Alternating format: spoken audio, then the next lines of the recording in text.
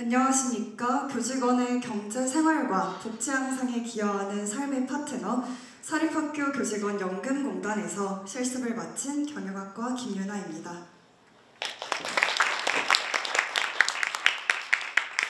네, 지금부터 사학연금에서 사람을 얻고 사회를 배웠던 후기에 대해서 말씀드리겠습니다. 네, 목차는 실습기간 소개부터 저의 느낀 점과 결론에 대해서 말씀드리겠습니다. 네, 제가 처음에 4학년이 되었을 때는 어느 길을 가야 할지 정하지 못하고 정말 막연한 고민만 가득했습니다. 물론 제가 HR, 이 인사 쪽 분야에 관심이 있기는 했지만 관련 경험을 쌓을 수 있는 일도 기회가 좀 적었습니다. 또 그런 말들이 있잖아요. 인턴을 하기 위해서는 인턴 경력이 필요하다. 이것처럼 뭐 하나 쉬운 게 없었습니다. 그런데 그때 알림이 하나 딱 떴습니다. 2024학년도 현장 실습을 모집한다라는 공고를 보고 고민만 하지 말고 직접 경험해보기로 결심했습니다. 그래서 저는 이러한 현장 실습을 통해서 막연한 고민만 가득했던 4학년을 소중한 경험이 가득했던 4학년으로 만들어낼 수 있었습니다. 본격적으로 실습 기간 소개해드리겠습니다. 저희 사립학교 교직원 연금공단은 교직원의 적절한 급여 제도를 확립하고 경제적 생활 안정과 복리 향상에 기여하는 기업입니다. 그렇다면 어떻게 기여를 하는가 보면 첫 번째로 연금 사업이 있습니다. 연금 사업은 교직원이 퇴직 혹은 사망 시에 저희가 퇴직 급여를 지급하게 되는데요. 저희 사학연금의 대표 사업이라고 할 수 있습니다. 다음은 재해보상입니다. 저희가 산재를 받는다라고 하는 것처럼 교직원이 직무로 인해서 재해나 질병이 발생했을 때 저희가 급여를 지급하게 됩니다. 마지막으로 대여 사업은 교직원들의 경제적 생활 안정을 위해서 적절한 금리로 자금을 대여해주는 사업을 의미합니다. 저는 여기 퇴직자 관리팀에서 근무를 하게 되었는데요. 첫 번째로 제가 맡은 업무는 퇴직급여 접수 업무였습니다. 여기 앞에 보시는 것처럼 퇴직 일시금, 연금 일시금 종류가 굉장히 다양하잖아요. 그래서 이때 교직원의 재직 기간과 상황에 맞게 정확한 급여를 접수하는 것이 중요했습니다. 하지만 이러한 상황에서 빠질 수 없는 게 바로 교직원들의 민원 응대였는데요. 저희는 전국의 교직원들을 응대하고 있었기 때문에 내국인뿐만 아니라 외국인들의 교직원의 문의에도 대응해야 했습니다. 세 번째는 환수 모니터링 업무입니다. 제가 앞서 말씀드린 것처럼 교직원이 퇴직하거나 그런 조건을 충족했을 때 저희가 퇴직급여를 지급하게 되는데 교직원이 복직을 하게 되거나 혹은 수령 조건이 다시 충족되지 않게 되면 저희가 드렸던 급여를 다시 환수 처리를 하게 됩니다. 이러한 과정을 저희는 환수 모니터링 업무라고 말합니다. 마지막으로 이러한 모든 업무를 처리하는 과정에 있어서 문서를 기록하고 보관하는 것이 중요한데요. 그래서 저희가 한 700페이지 정도 되는 서류를 책으로 만들어서 문서고에 보관하는 작업까지 진행을 했습니다. 그리고 제가 이것을 통해 느낀 점은 조직 생활에 있어서 좋은 사람을 만나는 것이 정말 중요하구나라는 걸 배웠습니다. 실제 좋은 분들을 통해서 조직과 업무에도 더 잘 적응할 수 있었고 오늘도 이 자리에 함께 직원분들도 나와주셨습니다. 또 제가 업무를 함에 있어서 보람을 많이 느꼈는데요. 첫 번째로는 이 사학연금 교육 매뉴얼 제작이 있습니다. 이 매뉴얼은 제가 지금 퇴사한 지금까지도 교직원들에게 잘 도움이 되고 있기 때문에 굉장히 뿌듯했던 업무였습니다. 두 번째로 제가 공교롭게도 저희 공단 50주년 때 근무를 함께 하게 됐는데요. 근데 또 한국사의 신인 또 최태성 선생님께서 오셔서 제가 또 행사 도우미로 활동을 하면서 다양한 경험을 쌓을 수 있었습니다. 이 4개월간 느꼈던 생각과 변화에 대해서 말씀드리겠습니다. 저희가 예전에는 제가 좋아하는 일, 잘하는 일이 있으면 우주비행사다, 가수다 이렇게 당당하게 꿈을 얘기하곤 했습니다. 그런데 어느새부턴가 그런 꿈들이 사라지고 좀 걱정과 불안으로 취업을 준비하고 있는 학우분들도 많을 거라고 생각합니다. 저도 지금 취업을 준비하고 있는 학생이긴 하지만 너무 고민되고 걱정된다면 직접 경험해보라고 말씀드리고 싶습니다. 저는 이러한 현장 실습이라는 정말 소중한 기회를 통해서 제가 좋아하는 일과 잘하는 일이 HR이구나라는 것에 대한 확신을 얻을 수 있었고, 이런 것들을 통해서 제 목표에 더욱더 끊임없이 도전해 나갈 수 있었습니다. 그래서 제가 그런 현장 실습을 마치고 HRD, 즉 교육 쪽의 분야에서도 역량을 높이기 위해서 학생 교양기획단으로도 활동하면서 1위를 수상하였고, 또한 인사 관련해서 필요한 법적인 이해도를 함양하기 위해서 자격증을 취득한 결과 또 감사하게도 상위 0.21%로 광주전라 최고점을 기록하게 되었습니다. 이처럼 너무 막연한 고민이 아니라 직접 부딪혀서 정답을 찾을 수 있었고, 앞으로도 사학연금공단에서의 경험을 바탕으로 제 목표를 향해 끊임없이 도전하고 또한 그 목표를 이루어낼 수 있는 사람이 되도록 노력하겠습니다. 감사합니다. 네, 안녕하십니까. 통계학과 재학 중인 1학번 박건규라고 합니다. 저는 2024학년도 2학기 때 한국부동산원이라는 기업에서 현장 실습을 했고 그 후기를 발표하고자 이 앞에 섰습니다.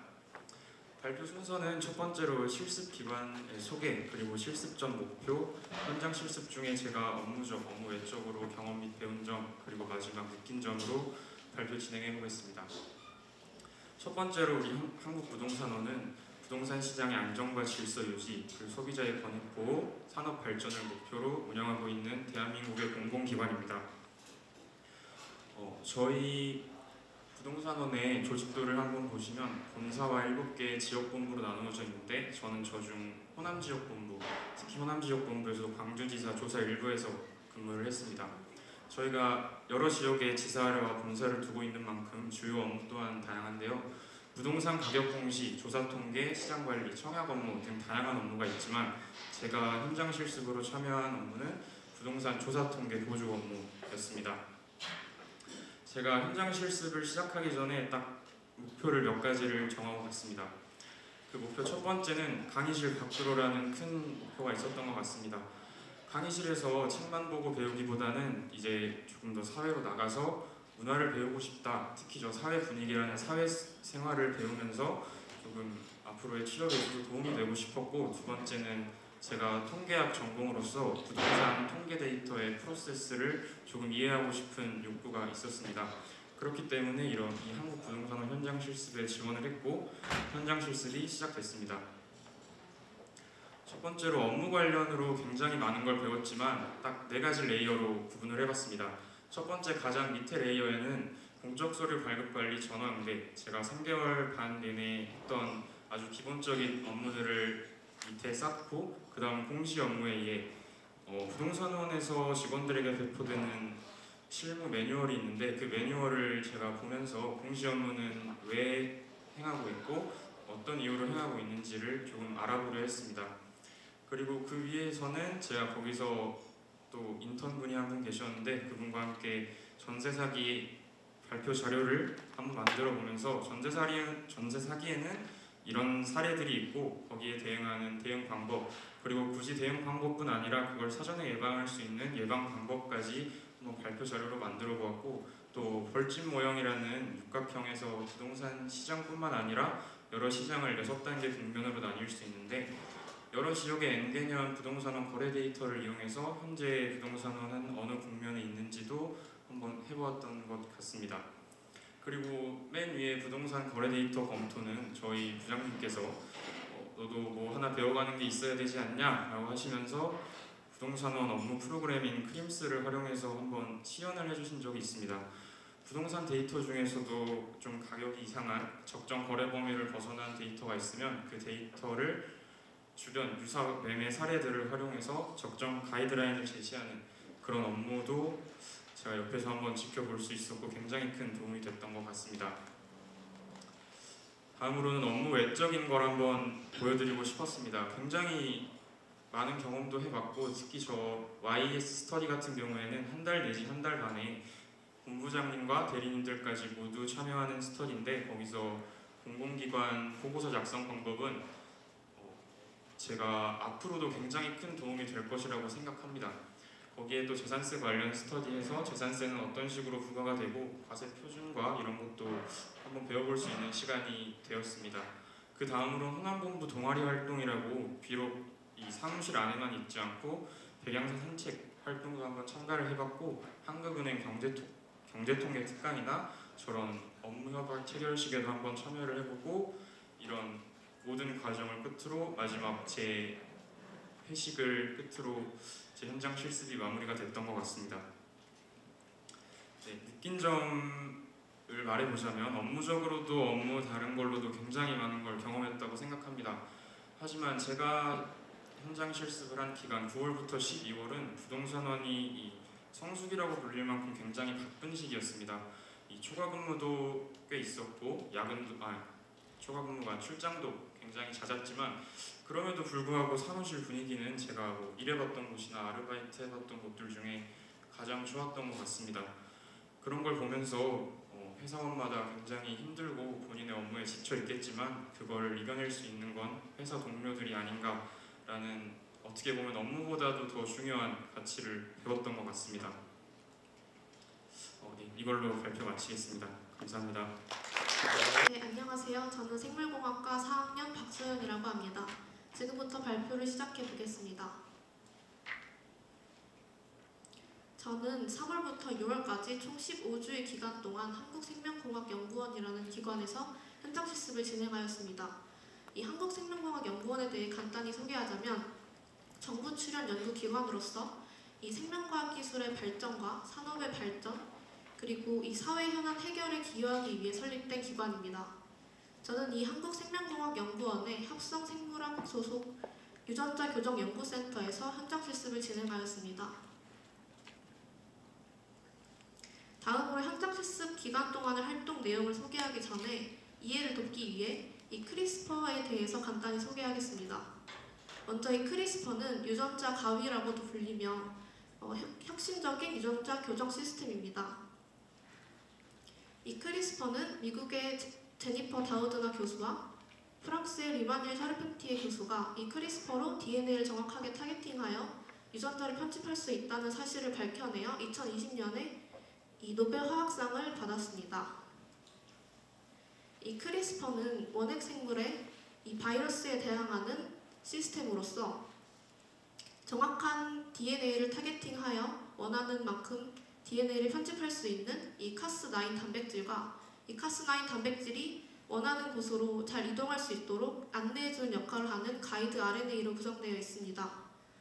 저희 유전자 교정 연구센터의 목적이 이 크리스퍼 시스템의 효율성과 정확성 향상이 목적이었기 때문에 저는 크게 이 카스9 단백질과 이 크리RNA를 개량하고 이 개량된 크리스퍼 시스템이 기존의 시스템과 효율성과 정확도 면에서 어느 정도가 향상됐는지 판단하는 실험을 진행하였습니다. 먼저 이 카스9 단백질을 개량하기 위해서는 이 개량된 유전자를 유전자 전달체인 플라스미드 안에 넣어서 형질 전환을 합니다. 그 이후에는 이 현질 전환된 유전체를 가지고 있는 미생물을 대량으로 배양하여 단백질을 생산할 수 있도록 합니다. 그 이후에는 이 배양된 단백질을 얻기 위해 이 기계를 가지고 세포를 파쇄한 후 원심 분리 작업을 진행해서 단백질을 한데 모읍니다.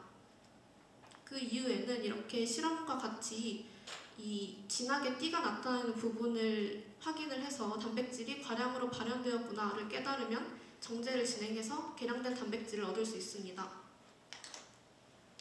다음으로 개량된 크리RNA를 얻기 위해서는 먼저 이 크리RNA를 만들기 위한 프라이머를 대량으로 생산을 합니다. 그 이후에 여러 가지 용액들과 함께 PCR 기계에 넣으면 이게 다량으로 증폭되어 결국에 DNA가 생성이 됩니다. 이 DNA를 인비트로 트랜스크립션이라는 과정을 통해서 RNA로 만들면 개량된 크리RNA를 얻을 수 있습니다. 이렇게 해서 얻어진 크리RNA와 단백질을 가지고 효율성 실험을 진행하였습니다. 먼저 첫 번째는 시스 클리비지 어세이라는 실험인데요. 이 실험을 통해서는 이 개량된 크리스퍼 시스템이 기존의 시스템에 비해서 얼마나 정확성 있고 효율적으로 원하는 타겟을 잘라내어 유전자 편집을 할 수 있는지를 판단할 수 있습니다. 두 번째로 트랜스클리비지라는 실험은 이 크리스퍼 시스템이 원하는 DNA를 타겟팅하여 자른 후 그 주위에 있는 단일 가닥 DNA들을 마구잡이로 자르는데요. 이 과정을 이용을 한 실험이 바로 이 바이러스를 존재하는지 판단할 수 있는 실험입니다.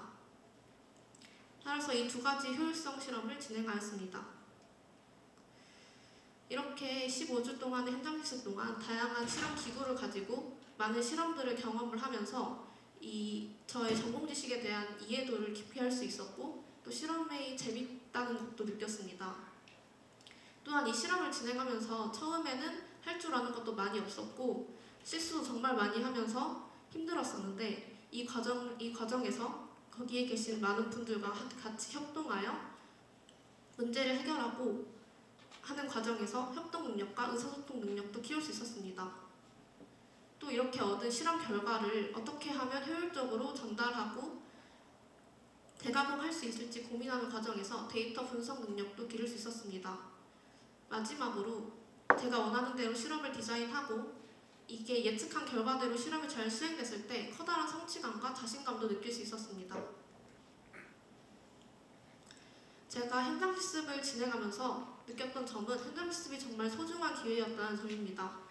저는 별다른 경험을 많이 하지 않아서 이렇게 원하는 기관에서 오랜 기간 동안 인턴 생활을 할 수 있다는 것이 정말 큰 기회였습니다.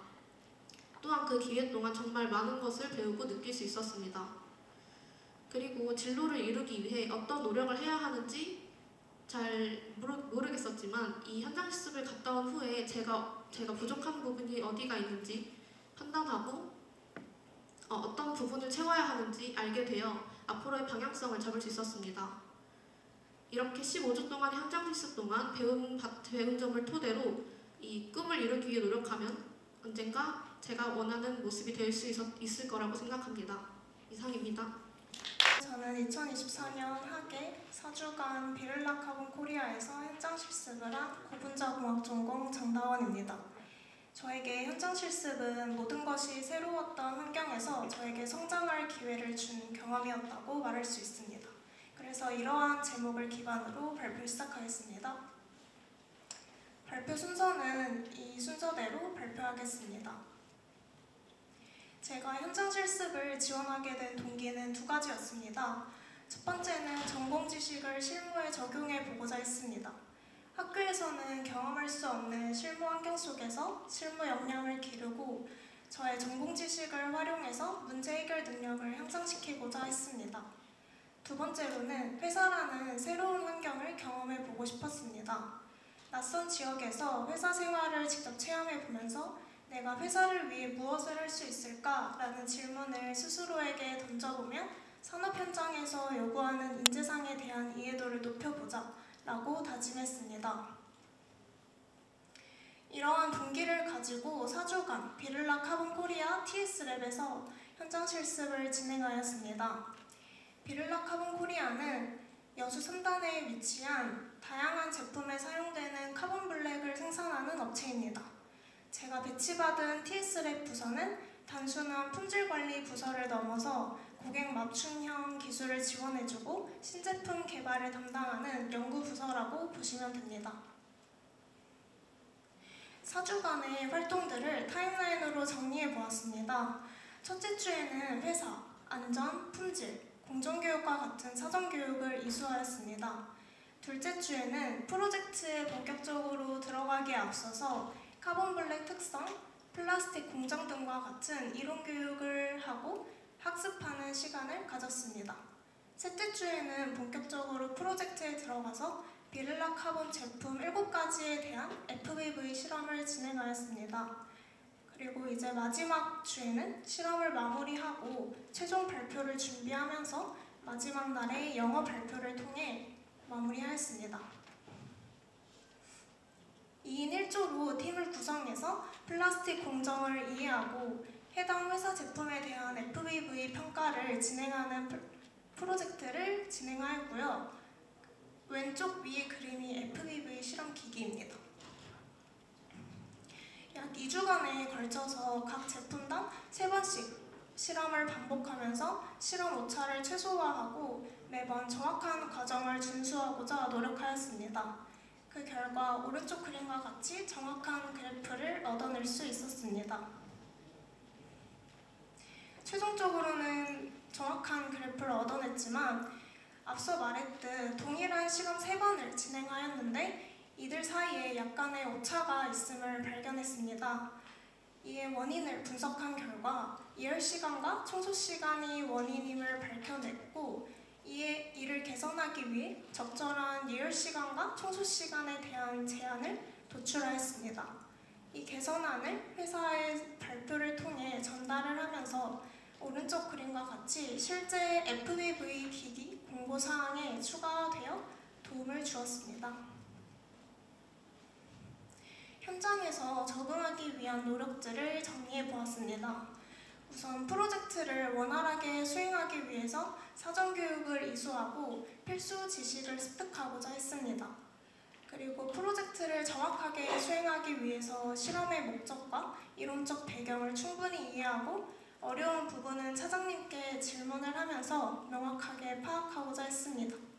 특히 팀원과 긴밀히 소통하고 협업을 하면서 실험의 오차를 최소화하고 보다 신뢰성 높은 결과를 도출하는 데 집중하였습니다. 그리고 이제 현장에서 배운 점과 성장한 점을 정리해 보았는데요. 첫 번째로 학교에서 접할 수 없는 다양한 실무 경험을 통해 저의 전공 지식을 실제 실무에 적용해 볼 수 있었습니다.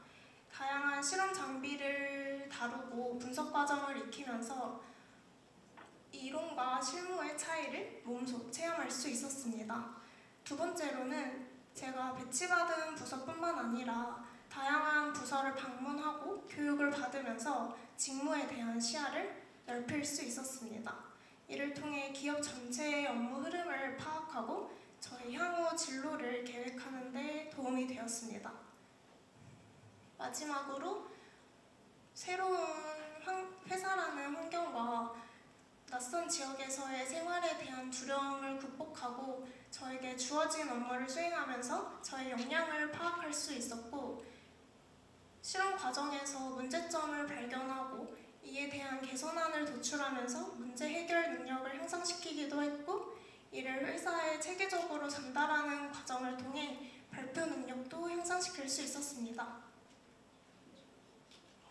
마지막으로 진로 탐색과 향후 계획을 마인드맵 형태로 정리해 보았습니다.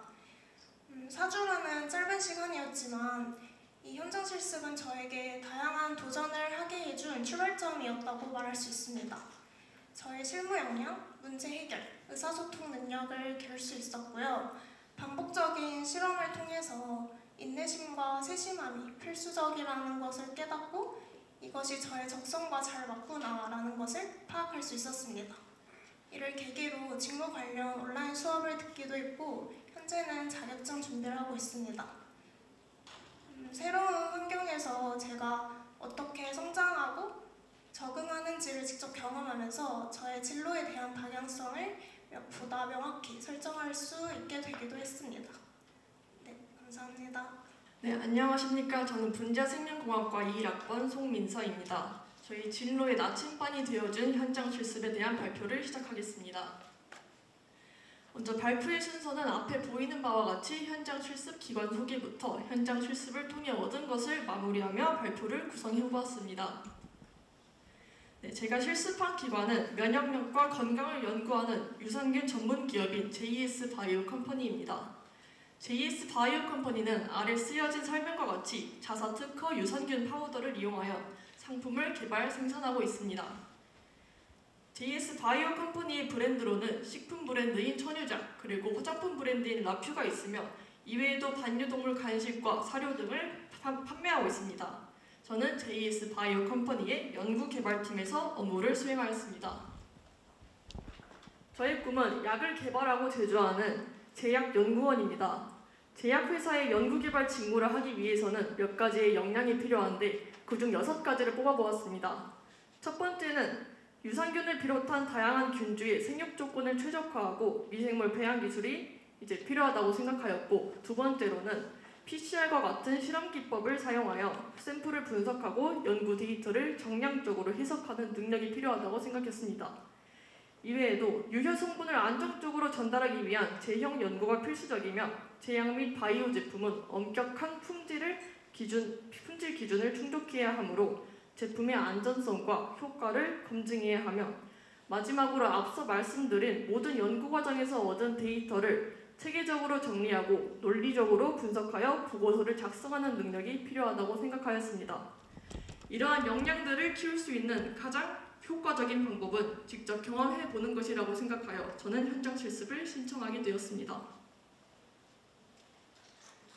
물론 저는 연구개발팀에 소속되어 있었지만 담당 부장님께서 여러 직무를 경험하게 해주셔서 마케팅 부서의 업무도 몇 가지 담당하였습니다. 간단한 업무로는 생산된 제품들을 분류하고 모든 제품을 직접 수작업으로 포장하였습니다.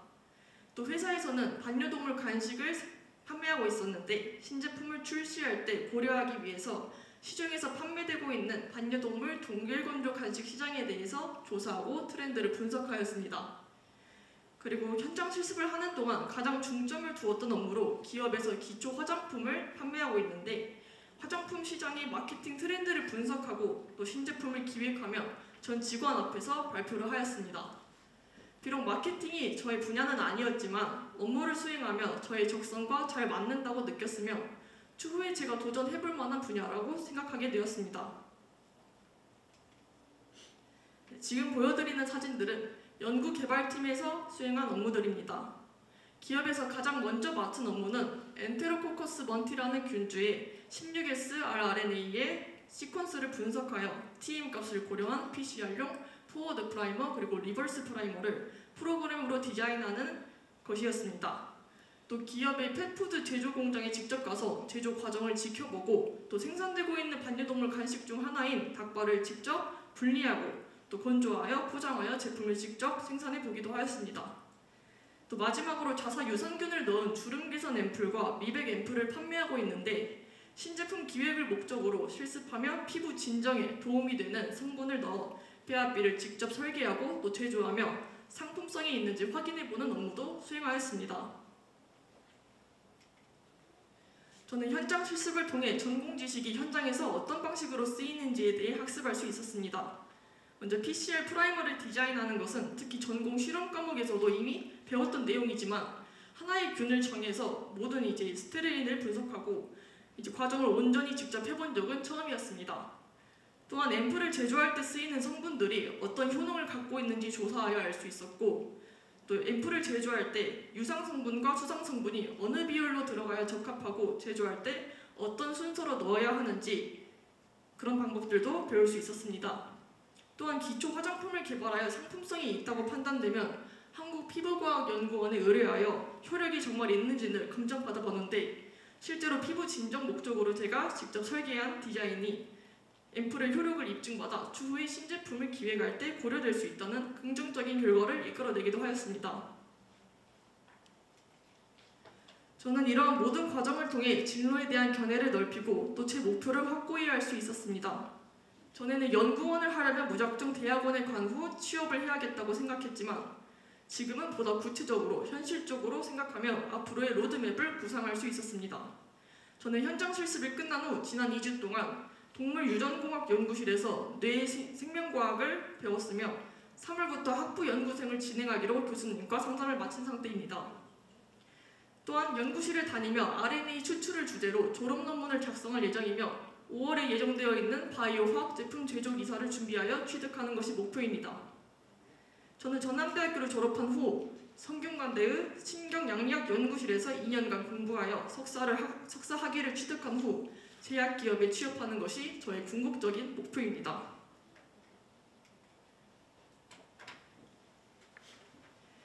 저는 자료에서는 간략하게 나타내었지만 그러한 과정 중에 영어 자격증도 취득해야 하고 논문 공부도 하며 또 가장 중요한 학점도 잘 챙겨야 합니다. 저는 현장 실습을 통해 목표를 확고히 할 수 있었고 그렇기 때문에 앞서 말씀드린 대로 이루기 위해 큰 노력을 기울여서 계속 제 꿈을 향해 앞으로 나아갈 것입니다. 저에게 이런 소중한 기회를 주신 전남대학교 현장실습지원센터 그리고 JS 바이오 컴퍼니 관계자분들께 큰 감사드리며 발표를 마치겠습니다. 감사합니다. 안녕하십니까. 저는 물류교통학과 양하은입니다. 이번 현장 실습을 통해 저의 진로에 대한 시야를 넓힐 수 있는 계기가 되었는데요. 그 과정에 대해 소개하겠습니다. 목차는 실습 기간 속에 현장 실습을 선택한 이유, 업무 내용, 실습을 통해 배운 점, 현장 실습 후 진로 설정 순으로 진행하겠습니다. 제가 실습을 진행한 지식산업연구원요, 학술 연구, 타당성 검토, 리서치 및 시장 조사, 공모사업 계획서 작성, 기타 기획안 작성 등 지방자치단체의 지역 문제를 인식하고 해결할 수 있는 방안을 연구하는 종합학술연구기관입니다. 공공기관과 협력하여 정책을 선도하고 공유가치 창출과 사회적 책임, 행정 전문 인력 강화 그리고 행정연구, 네트워크 허브의 역할을 하는 기업입니다. 제가 현장 실습을 선택한 이유는 졸업을 앞두고 일선 학점을 채우는 동시에 실무 경험으로 전문성을 쌓아 진로 선택에 도움을 얻고 싶었습니다. 학점 취득과 함께 전공과 연관된 기업 실무 경험을 쌓아 졸업 후 진로를 선택하는 과정에서 조금 더 넓은 시야 확보를 목표로 하였습니다. 특히 1학기 하계했던 공기업 현장 실습을 이어서 2학기 사기업 실습을 통해 공기업과 사기업의 차이점, 장단점 등을 직접 경험해보고 싶었습니다. 저는 연구지원팀에서 실무를 경험하며 실제 기업의 업무 진행 방식에 대해 배울 수 있었는데요. 주요 업무는 데이터 분석, 코딩 등 사무 보조 역할을 진행하였습니다.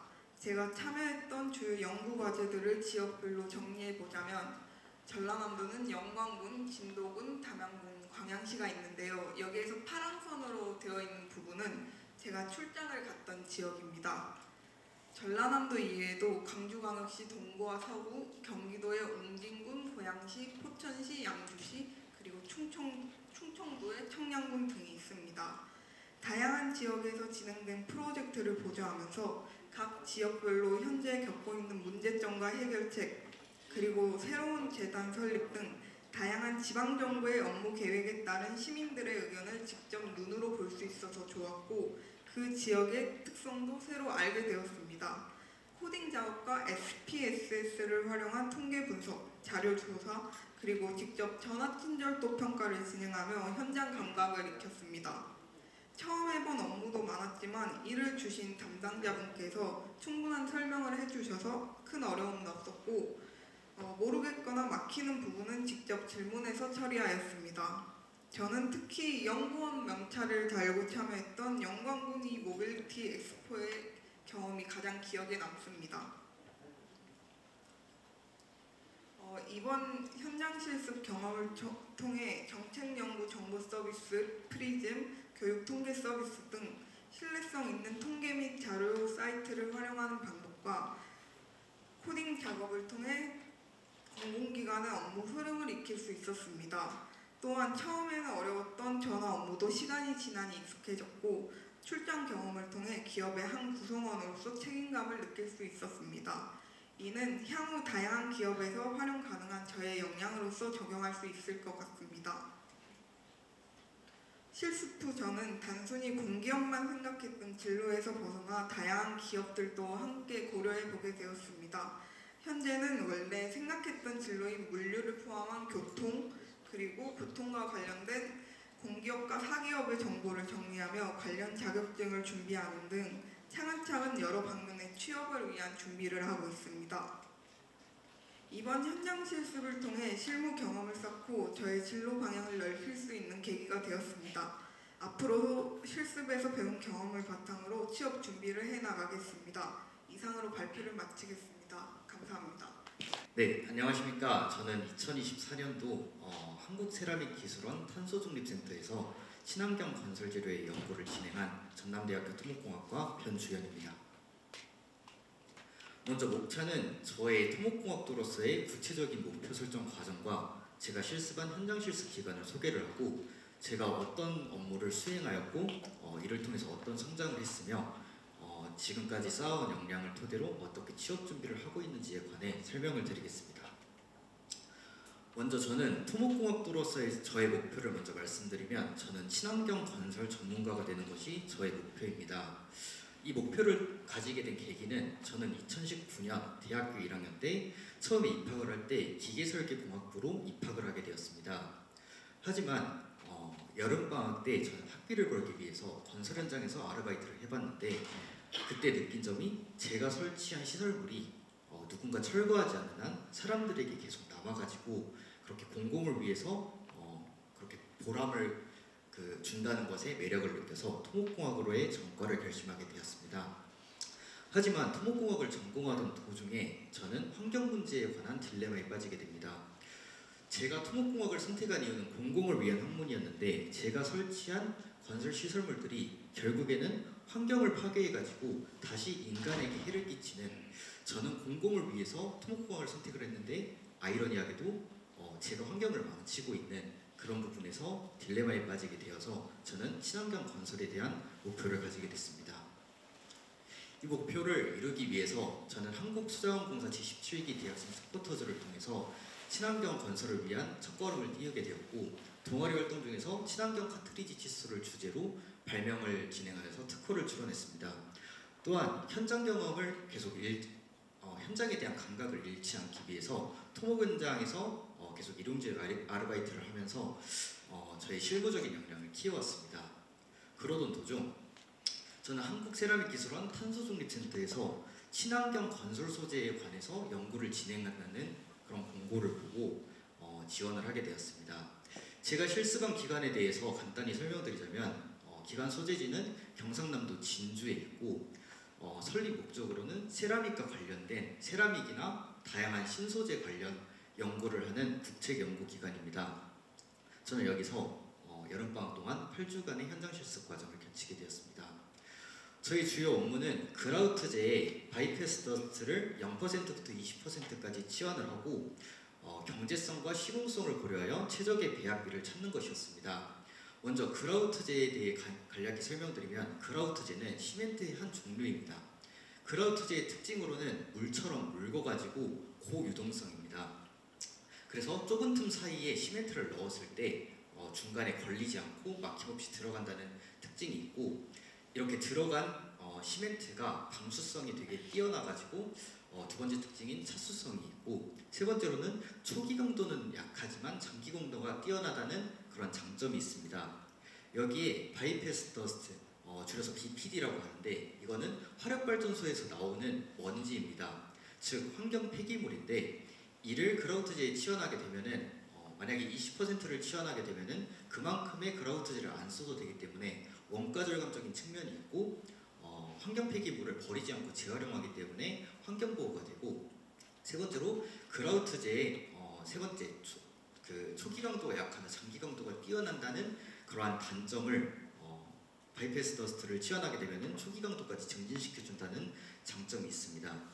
하지만 초기 강도가 증진한다는 것은 초반에 빨리 굳는다는 특징이기 때문에 유동성에 영향을 미치고, 이게 아무래도 환경 폐기물이기 때문에 염화물이 많이 들어있어서 집안의 오염이나 아니면 철근을 부식시키는 등의 그러한 단점이 있어서, 저는 이러한 단점을 주제로 생각을 해봐가지고 최적의 배합비를 찾는 업무를 수행하였습니다. 첫 번째 단점인 유동성에 영향을 미치는 그러한 거를 찾기 위해서 저는 은결시험을 진행하였습니다. 은결시험은 비카트 침이라는 실험 장치를 사용하였습니다. 이 실험에 대해 간단히 설명드리자면, 시멘트 반죽을 가지고 놔두게 되면은 40mm가 되는 침이 제가 세팅 타이머 5분을 설정하면은 5분씩 총 40번을 찌르게 됩니다. 여기서 침 바늘이 15mm가 들어가는 것을 초기 은결 시간으로 정의를 하게 되는데, 제가 처음에 이 연구 과제를 부여받았을 때는 아무런 데이터가 없이 맨땅에 헤딩하는 심정으로 이 실험을 초반에 진행하였는데, 여러 번의 그림 8번처럼 여러 번의 실패를 통해 가지고 계속 시간을 조정을 하고 한번 그 범위를 좁혀가면서 결국에는 그림 9번과 같이 성공하게 되었습니다. 그림 9번에 세 번째 보면은 17.4라고 있습니다. 이게 40mm 중에서 17.4mm가 침이 세 번째 사이클에 들어갔을 때 17.3mm가 측정되었다는 것을 봤을 때 저는 결국 초기 응결 시간을 찾는 데 성공을 하였습니다. 두 번째인 염화물에 대한 영향을 연구하기 위해서 저는 염화물량 측정 실험을 진행했습니다. 염화물량 측정 실험은 제가 그 바이페스터스를 치환한 시멘트를 물이나 아니면 산성용액에 녹여가지고 그림 10번에 있는 질산은 전이차 실험 장치에 돌리게 되면 그림 12번과 같이 염화물량 측정 결과가 나오게 됩니다. 앞선 응결 시험과 염화물량 측정 실험을 통해서 최종 실험 결과 5%에서 15%가 시공성과 경제성을 고려한 최적의 비라는 것을 찾아내는 성과를 이루었습니다.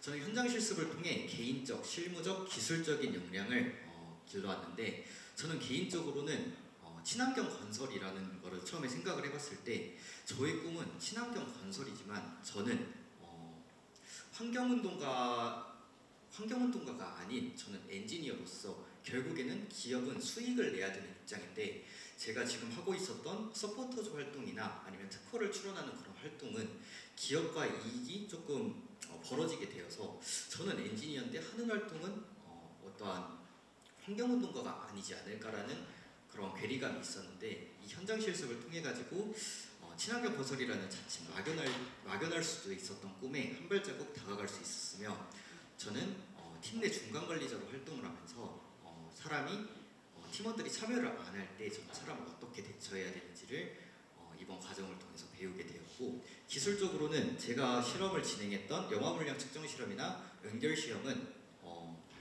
콘크리트 시공 시간에 저는 전공에서 이론적으로만 배웠습니다.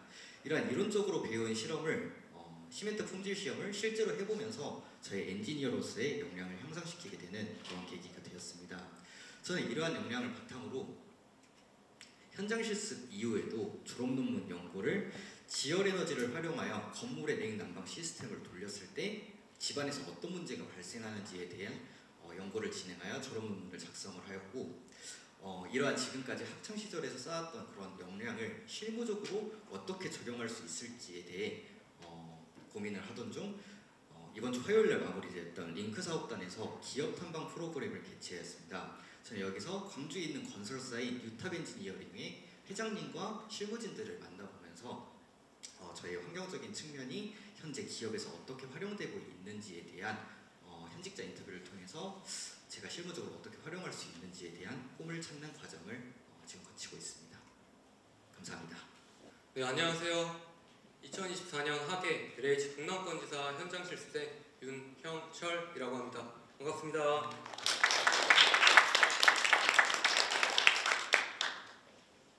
저는 LH 광주 동남권 주거복지지사 운영부서에서 일하고 있습니다. 화성과 근접한 효천역 쪽에 위치해 있어서 첫인상은 외딴 섬 같은 느낌을 주고 있습니다. 임대주택에 관련된 일을 하고 있으며 관할구역은 무려 광주 동구, 서구, 남구, 나주시, 화성군까지 정말 광대하게 담당하고 있습니다. 그만큼 일도 정말 많았어요. 이번에 신세계도 있었고 인천 항만공사 등 다양한 회사들도 많이 모집을 했는데 부동산에 문외한 제가 왜 LH를 선택을 했냐? 저는 대학교 4학년 2학기를 앞두고 있고 나이로는 25살이 넘어갑니다. 이 시기에 대학생들은 학생의 신분을 내려놓고 사회 구성원으로 들어가니까 얼른 취직해야 된다는 생각과 또 남들에게 뒤처지지 않아야 된다는 생각으로 마치 앞만 보는 경주마 같은 상태라고 생각을 해요. 저 또한 지금도 계속해서 달리고 있죠. 근데 저는 결승점, 즉 목표가 없었습니다. 어떤 성향이 맞는지도 몰랐고 또 단순히 돈 많이 주고 안정적인 직장을 원했어요. 근데 그런 건 없더라고요.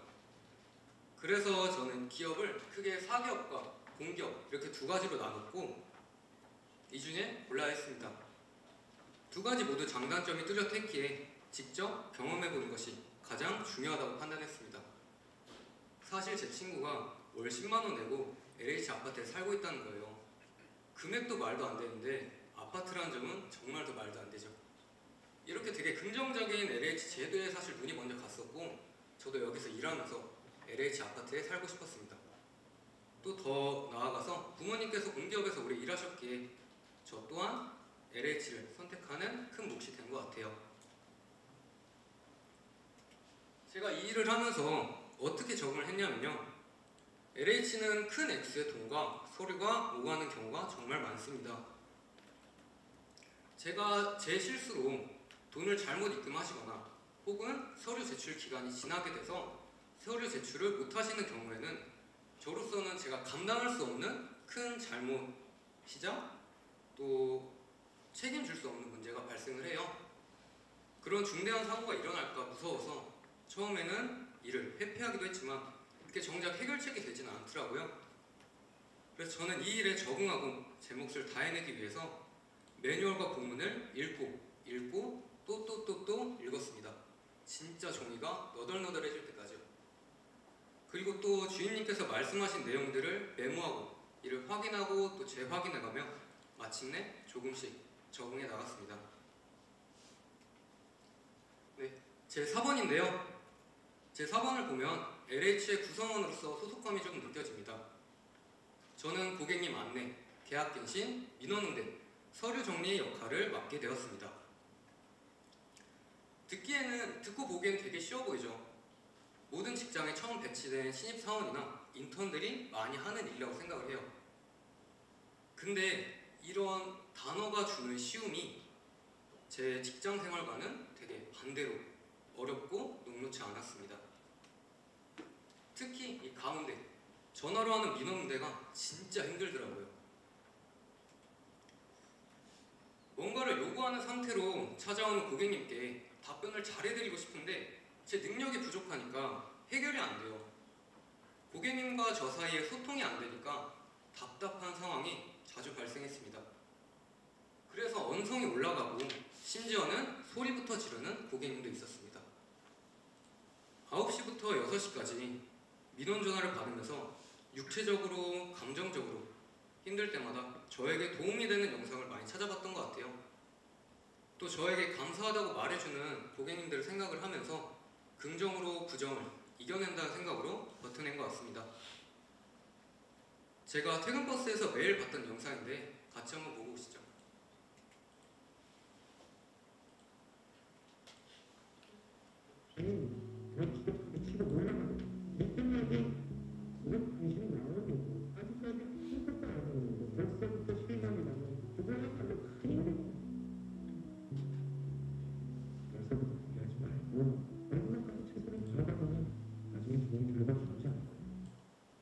네, 다시 봐도 가슴이 조금 뜨거워지는데요. 저는 아직 현장 실습이 끝나지 않았기 때문에 아직은 조금 더 보도록 하겠습니다. 제 나름대로 열심히 일하며 조그마한 성과들도 만들어냈습니다. 저를 이어 이 자리에 올 다음 인턴이나 현장 실습생을 위해서 운영팀, 인턴, 가이드를 만들어 정리해두었고 또 고객님들이 자주 궁금해하시는 내용을 포스터로 제작하여 방문 안내에 도움이 되도록 했습니다. 실제로 제가 만든 포스터는 방문객 응대 속도가 약 47%가량 개선되었다는 긍정적인 평가를 받기도 했습니다.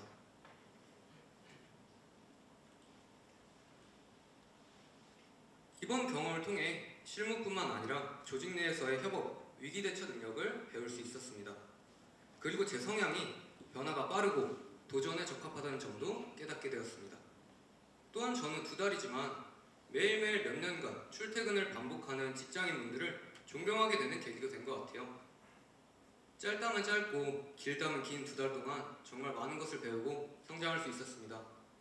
이 경험이 앞으로 제 커리어에 중요한 기반이 될 거라 정말 믿어 의심치 않고요. 다시 한번 모든 직장인분들 존경합니다. 또 24년도 현장 실습생들 모두 수고 많으셨습니다. 그리고 이렇게 좋은 기회 만들어주신 현장 실습 지원팀에게도 다시 한번 감사를 드리며 발표를 마치도록 하겠습니다. 감사합니다. 네, 안녕하세요. 이번에 한국기술연구원에서 일한 차정현 학생입니다. 저는 먼저 이번 실습을 통해서 미생물 전해 전지 기반 실증형 바이오수소 생산 시스템 운영을 하였는데요. 이러한 미생물 전해 전지 기반 실증형 바이오수소 생산 시스템은 나중에 훗날 저희가 친환경 에너지 측면에서 많은 도움을 줄 것으로 예상을 하고 있습니다. 먼저 간단하게 간단하게 저희 한국에너지기술연구원에 대해서 소개해드리자면 한국에너지기술연구원은 국내 에너지 기술 개발을 선도하는 국책 연구기관입니다. 그리고 지속 가능한 에너지 기술 개발과 기후 변화 대응을 목표를 하고 있고요.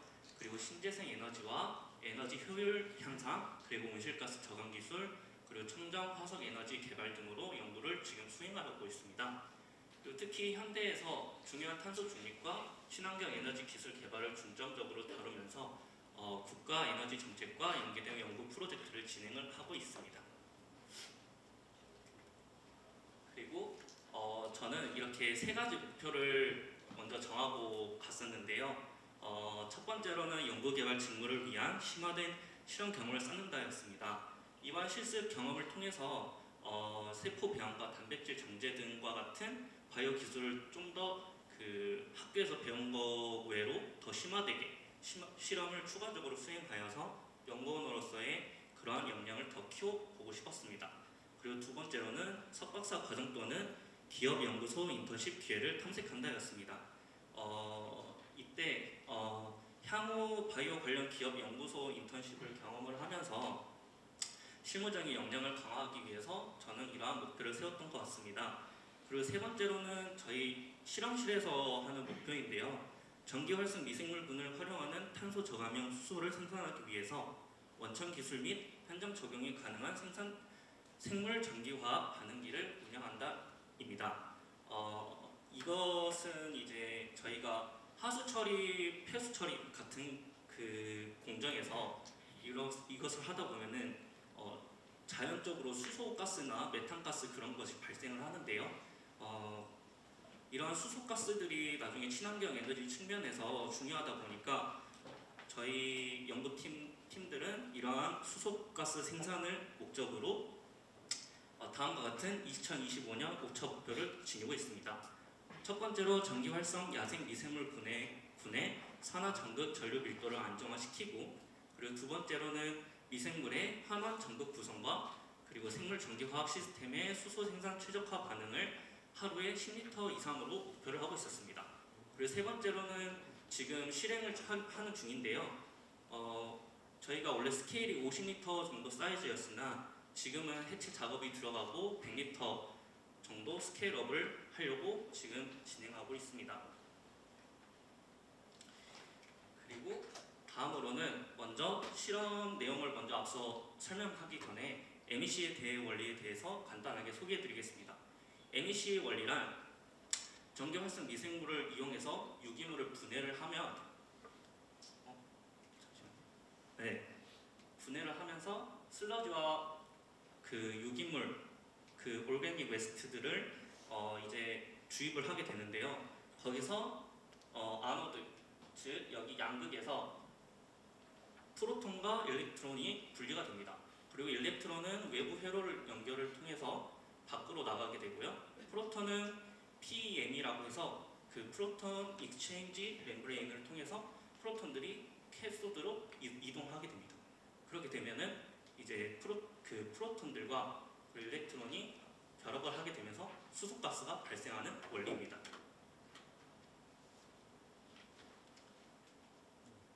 그리고 다음으로는 실습 내용에 대해서 간략하게 설명을 드리려고 합니다. 저는 첫 번째로 실험 설계 및 장비 운영을 진행을 하였고, 미생물 전해 전지 실험 운영을 하면서 음식물 쓰레기 배양액을 활용을 하여 전기 활성 미생물분을 배양을 하고, 그 다음에 이를 통해 수소가스를 생산하는 실험을 수행을 하였습니다. 그리고 이러한 미생물들의 활성도를 평가를 하고 수소 생산량을 정량적으로 분석을 하였습니다. 그리고 생물 전기화학 반응기 모니터링 및 유지 보수를 하면서 이런 pH 변화와 온도 변화, 그리고 전압 등을 환경 변수를 체크를 하기도 했고 조정도 해주었습니다. 그리고 전극 표면 상태 점검 및 세척을 통해서 최적의 전기화학 반응을 유지를 해주었습니다. 그리고 두 번째로는 데이터 수집 및 분석인데요. 이러한 데이터들을 수집하기 위해서 가스 크로마토그래피라는 것을 사용하게 되는데, 이러한 가스 크로마토그래피를 이용해서 수소가스가 나오는지 그런 것을 확인하기 위해 그러한 크로마토그래피를 이용했고 그런 가스를 정량 분석을 하면서 실험 결과를 엑셀 및 분석 프로그램들을 활용하면서 데이터를 시각화 및 통계 분석을 하였습니다. 그리고 마지막으로는 연구 보고서 작성 및 실험 결과 발표인데요. 2주씩 한 번에 2주에 한 번씩 랩 미팅을 진행을 하면서 실험 과정에 대한 진행 속도와 그리고 실험에 대해서 문제점들 그런 것을 같이 팀원들과 공유를 하면서 최적의 조건을 도출할 수 있었습니다. 그리고 다음으로 제가 실험했던 과정들을 설명을 하려고 하는데요. 처음에 수소가스를 측정을 하면서 가스 양도 측정을 했고 그리고 COD 측정과 HPLC 측정 그리고 OD 측정과 아까 말씀드린 가스 크로마토그래피 측정 그 다음에 pH 측정 등 다양한 실험을 진행을 하였습니다. 그렇게 결과값으로는 다음으로는 가스 양을 분석을 했는데 저희가 원래 목표가 하루에 10리터 이상이었어요. 근데 계속 좀 여기 보시면은 한 4리터 정도? 평균적으로 4리터 정도인데 1월 19일 날 특이하게도 6리터 이상이 나왔더라고요. 그래서 이것을 원인을 분석을 해보려고 하는데 지금은 분석을 하는 도중에 지금 이렇게 발표를 하러 나왔습니다. 네. 그리고 그 다음으로는 COD 측정을 하면서 부유물 퍼센트가 있는데요. 1월 16일 날 보면은 부유물 퍼센트가 이렇게 높게 나왔습니다. 그리고 다음으로는 보면은 OD 값을 측정을 하는데 OD 값을 측정하는 이유는 미생물들이 얼마나 군집을 잘하나 얼마나 더 생장을 하냐 그래서 이 OD 값을 측정을 합니다. 거기서 660 나노미터에서 아까 보셨듯이 부유물 퍼센트가 높은 날에 나왔던 1월 6일 날에 OD 값이 아주 높게 나왔던 걸 관측할 수 있었습니다. 그리고 이니셜 pH는 원래 7.3으로 했었는데 7.2에서 7.3으로 했었는데 점점 pH가 높아지는 걸 볼 수 있었습니다. 그리고 이런 50리터 MEC 오퍼레이션을 통해서 이 커렌트 증가량을 봤었는데 저희가 원래 FFW라고 음식물 배양에 그거를 넣었었는데 계속 현저히 떨어졌었어요. 그래서 반응기 문제인가 해서 저희가 이 소듐 아세테이트를 이 페이지 4에서 한 번씩 넣어줬습니다. 그랬더니 이 반응기에서 다시 커렌트가 이렇게 증가했던 걸 볼 수가 있었죠. 이렇게 증가를 했던 이유는 반응기 문제가 아니라 이러한 미생물들이 수소가스를 생산하는 데 있어 이제 한계에 도달했다는 걸 볼 수 있었습니다. 그리고 저는 5가지로 배운 점을 추렸는데요.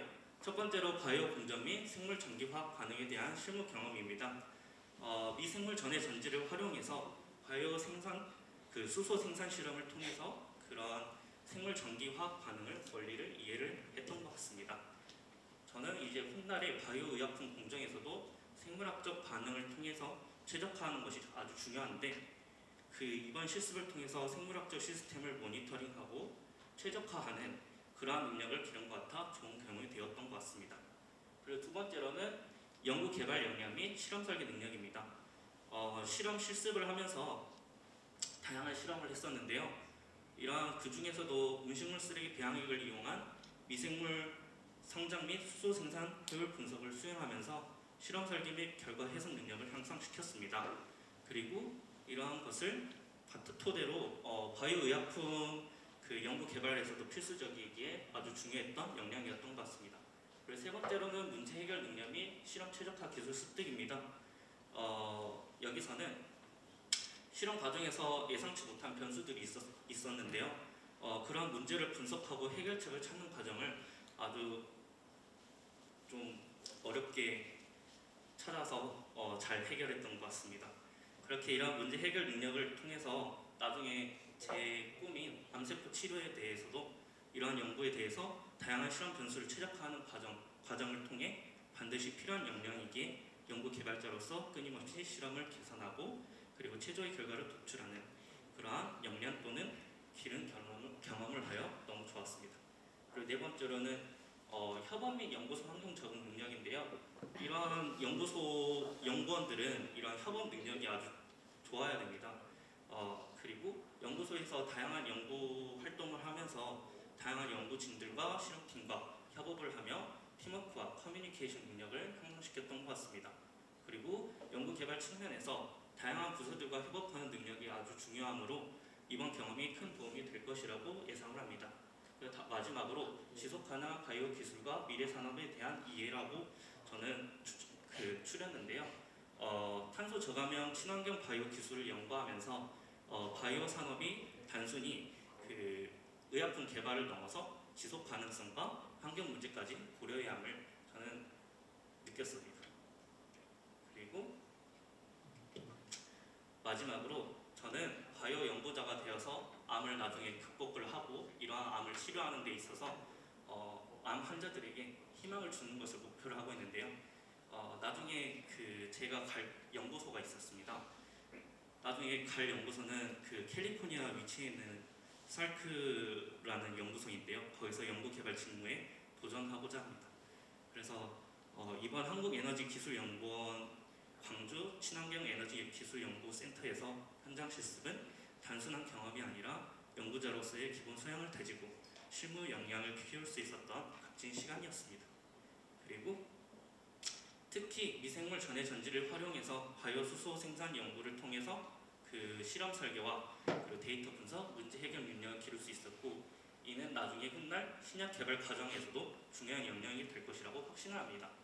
마지막으로 저는 여기서 꿈을 위해 멈추지 않고 생물공학의 연구 개발자로서 성장하기 위해 아까 말씀드린 살크 연구소에 들어가기 위해서 더욱더 치열하게 준비할 예정이고요. 그리고 저의 연구가 언젠가 암 환자들에게 희망을 줄 것이라고 믿고 실험실에서 쌓은 작은 데이터 하나하나가 누군가의 생명을 살리는 결정적인 열쇠가 될 수 있다는 사실을 마음속에 새기며 이만 PPT를 마무리하겠습니다.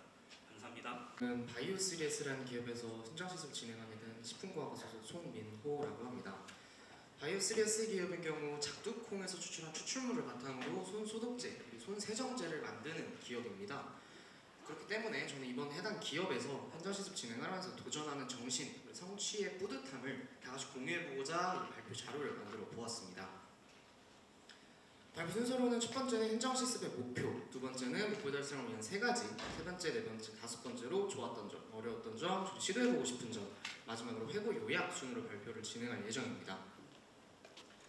저는 그동안 대학 수업을 들으면서 정말 많은 강의와 정말 많은 학부 수업을 들었습니다. 하지만 그런 수업들이 이번 현장 실습을 진행을 하면서 도움이 되었던 강의는 사실 크게 없었던 것 같다는 느낌을 받았는데요. 물론 매우 훌륭하신 교수님과 석박사 분들의 도움으로 제 지식적인 부분에서는 크게 함양되었지만 사실 실무적인 부분에서는 크게 도움을 받았다는 생각은 사실 못했습니다. 기업은 수익을 내고 매출을 올리기 위해서 신입사원을 채용합니다.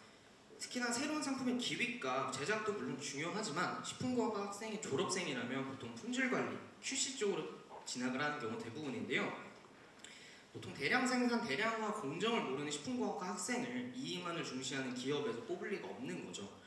그렇기 때문에 저는 이번 현장 실습을 통해서 학부 수업만으로는 채울 수 없었던 이런 갈증을 해소해보고자 현장 실습에 참여해보게 되었습니다. 이번 현장 실습의 목표를 총 3가지, 꾸준함, 문제 발생 및 해결, 그리고 체득으로 나누어 보았는데요.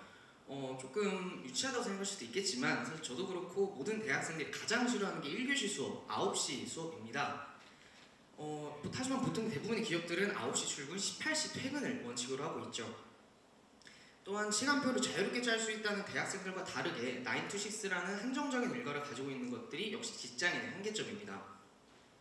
이번 현장 실습의 진행 시간은 종강과 동시에 기말과서가 끝난 직후 바로 진행되었기 때문에 사실 제 입장에서는 하루 만에 이렇게 직장인의 패턴으로 바꾼다는 게 저한테 굉장히 좀 힘들게 다가왔었는데요.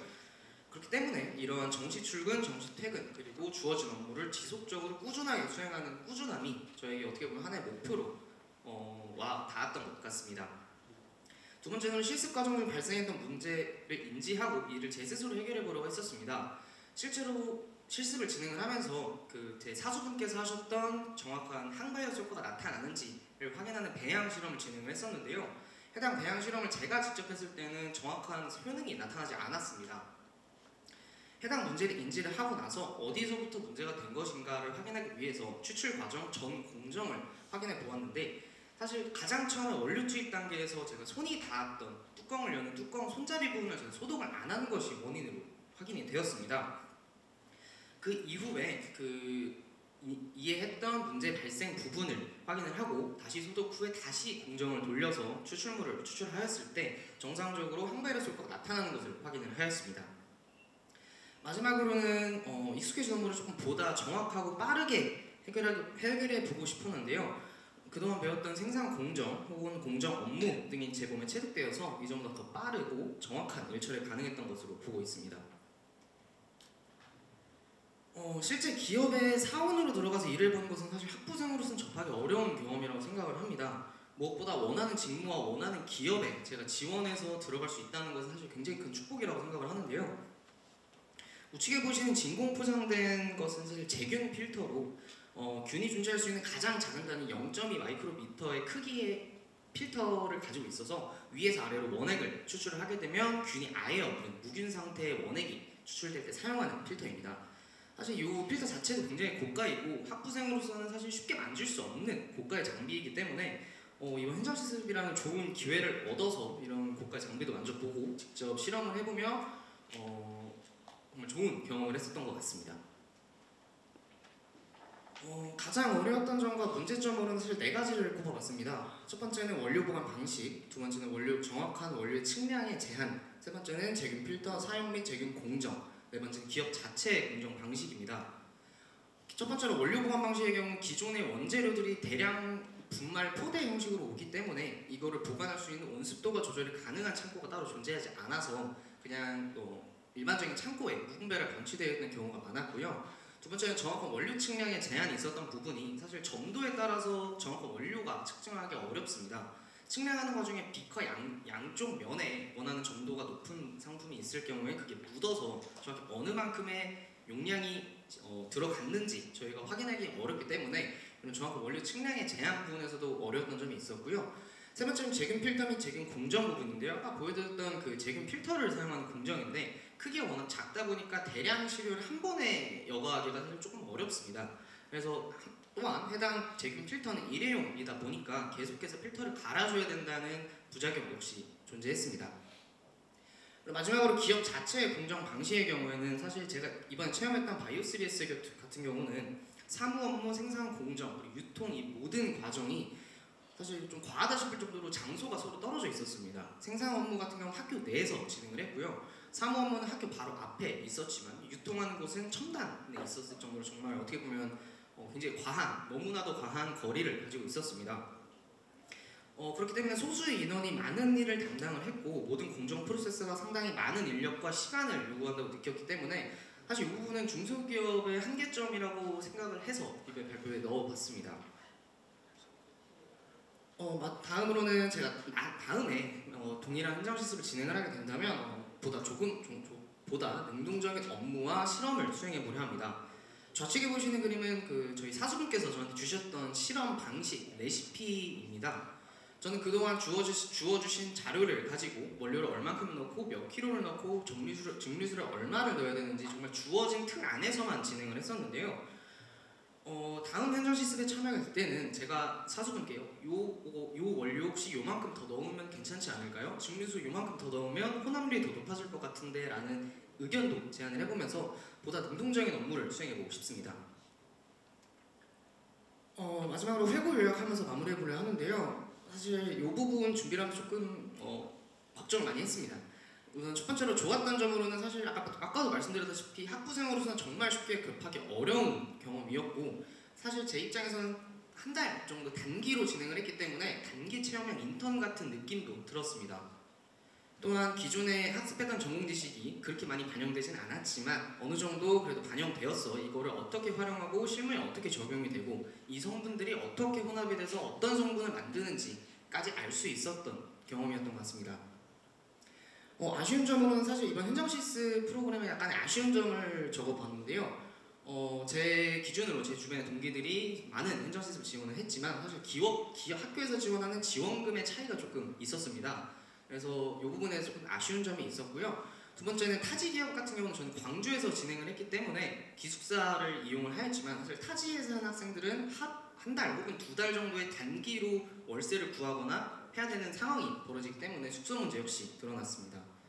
또한 마지막으로 최종 보고서 대면 제출 방식에서도 저희 기존에는 현재 온라인으로 한번 제출을 하고 이후에 서면 제출로 하는 걸로 알고 있는데 사실 이 부분이 굉장히 좀 그렇게 효율성이 있는 제출 방식이 아니라고 생각을 들었습니다. 그렇기 때문에 제안할 점으로 지원금 같은 경우는 학교 지원금의 동일화, 두 번째는 타지 기업의 경우 학교에서 제공하는 숙소 혹은 기숙사나 아니면 해당 기업을 연계를 통한 기업의 기숙사를 제공을 하는 것을 원하고 있고요. 마지막으로 최종 보고서 대면 방식으로는 전산 제출로 통일해 주셨으면 하는 약간 조그마한 바람이 있습니다. 마지막으로 제가 정말 좋아하는 철학자의 말을 인용하면서 마무리해보려 하는데요. What we learn with pleasure, we never forget인데 지금 오타가 좀 난 것 같습니다. 저희 쉽게 말해서 즐겁게 배운 것은 절대 잊지 않는다는 뜻으로 정말 짧지만 즐겁게 활동했던 이번 현장 실습이 저에게 절대 잊지 못할 경험과 추억으로 남을 것이라 생각합니다. 이것을 발표 마치도록 하겠습니다. 감사합니다. 네, 안녕하세요. KBS 광주방송 총국에서 2024학년도 동계 현장 실습 교육과정을 수행한 신문방송학과 권나영입니다. 오늘 발표에서는 저희 현장 실습을 돌아보면서 제가 어떤 일을 했고 또 무엇을 느꼈는지 여러분과 공유하고자 합니다. 네, 발표는 다음과 같은 순서로 진행될 예정입니다. 우선 제가 일했던 KBS 광주방송 총국에 대해 소개해드리겠습니다. 광주 KBS는 우리나라의 유일한 공영 방송국인 KBS 한국방송의 광주 지역국으로서 광주광역 시민들에게 지역의 소식을 전하는 역할을 하고 있는데요. 저는 이곳의 편성 제작국 뉴미디어 추진단에서 실습을 진행했습니다. 뉴미디어 추진단은 자체 프로그램을 진행과 더불어 광주 KBS의 소유의 유튜브 채널을 관리하고 유튜브 콘텐츠를 제작하고 있습니다. 저 역시도 이 뉴미디어 추진단에서 일하며 쇼핑 콘텐츠와 썸네일 제작 등의 업무를 수행했습니다.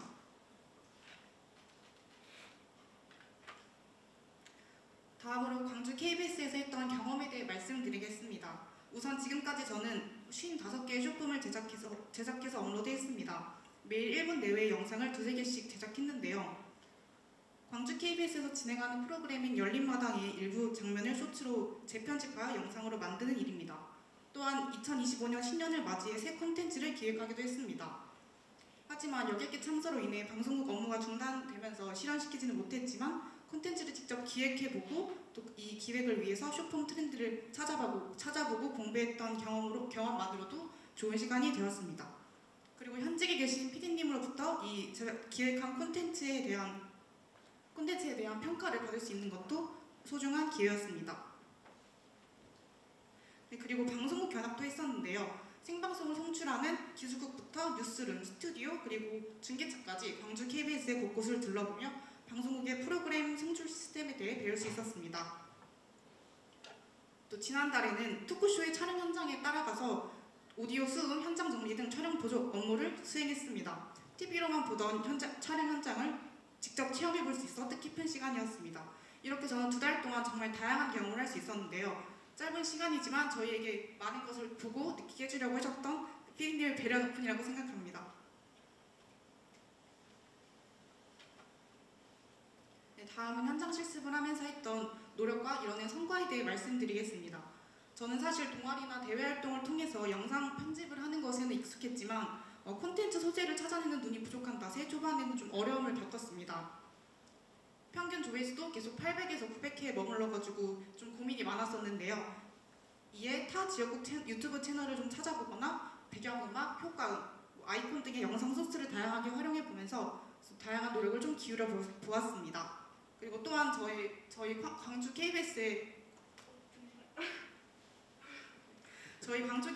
구독자 연령층을 분석해가지고 주 시청자의 40-50대, 중장년층의 흥미를 끌 수 있는 소재를 활용해 보았습니다. 제가 현재 의학 및 건강 정보를 담은 쇼폼을 제작하고 있는데 하나의 예시를 들어 설명해 보겠습니다. 최근 최근에 그 콜라겐과 비타민 C를 함께 먹으면 뭐 흡수율이 높아진다라는 주제로 영상을 제작했었는데 이 영상은 이전 영상에 비해 조회수도 높았고 좋아요 수 또한 많았습니다.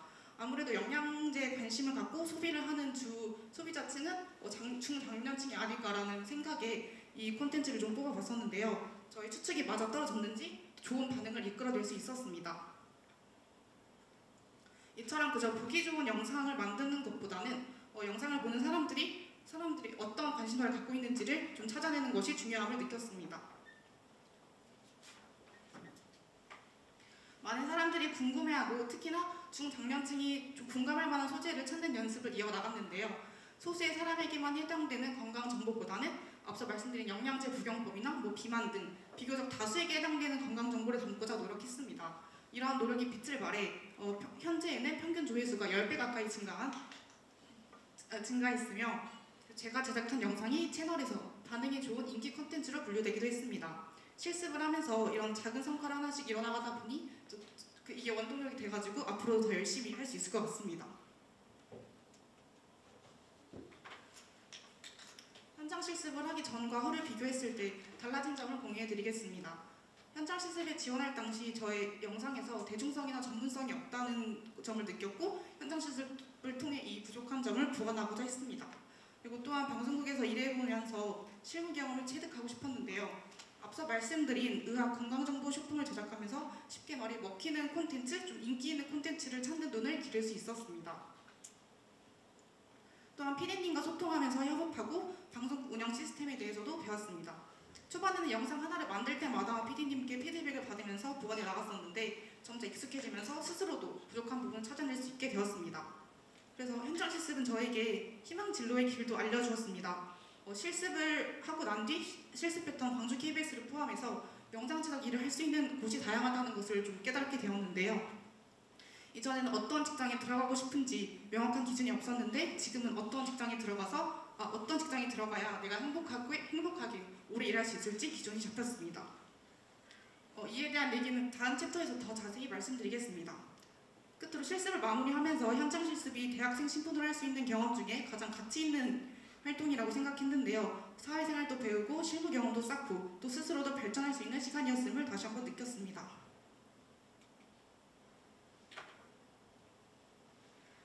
끝으로 앞으로 졸업을 1년 앞둔 지금 저희 향후 목표에 대해 말씀드리겠습니다. 우선 광주 KBS에서의 콘텐츠 제작 경험을 발판으로 삼아 저희 개인 채널을 꾸릴 생각입니다.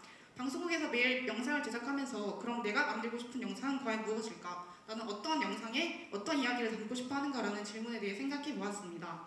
저는 좋아하는 것이 참 많은 사람인데요. 그렇기에 저를 표현할 수 있는 키워드도 정말 많다고 생각합니다.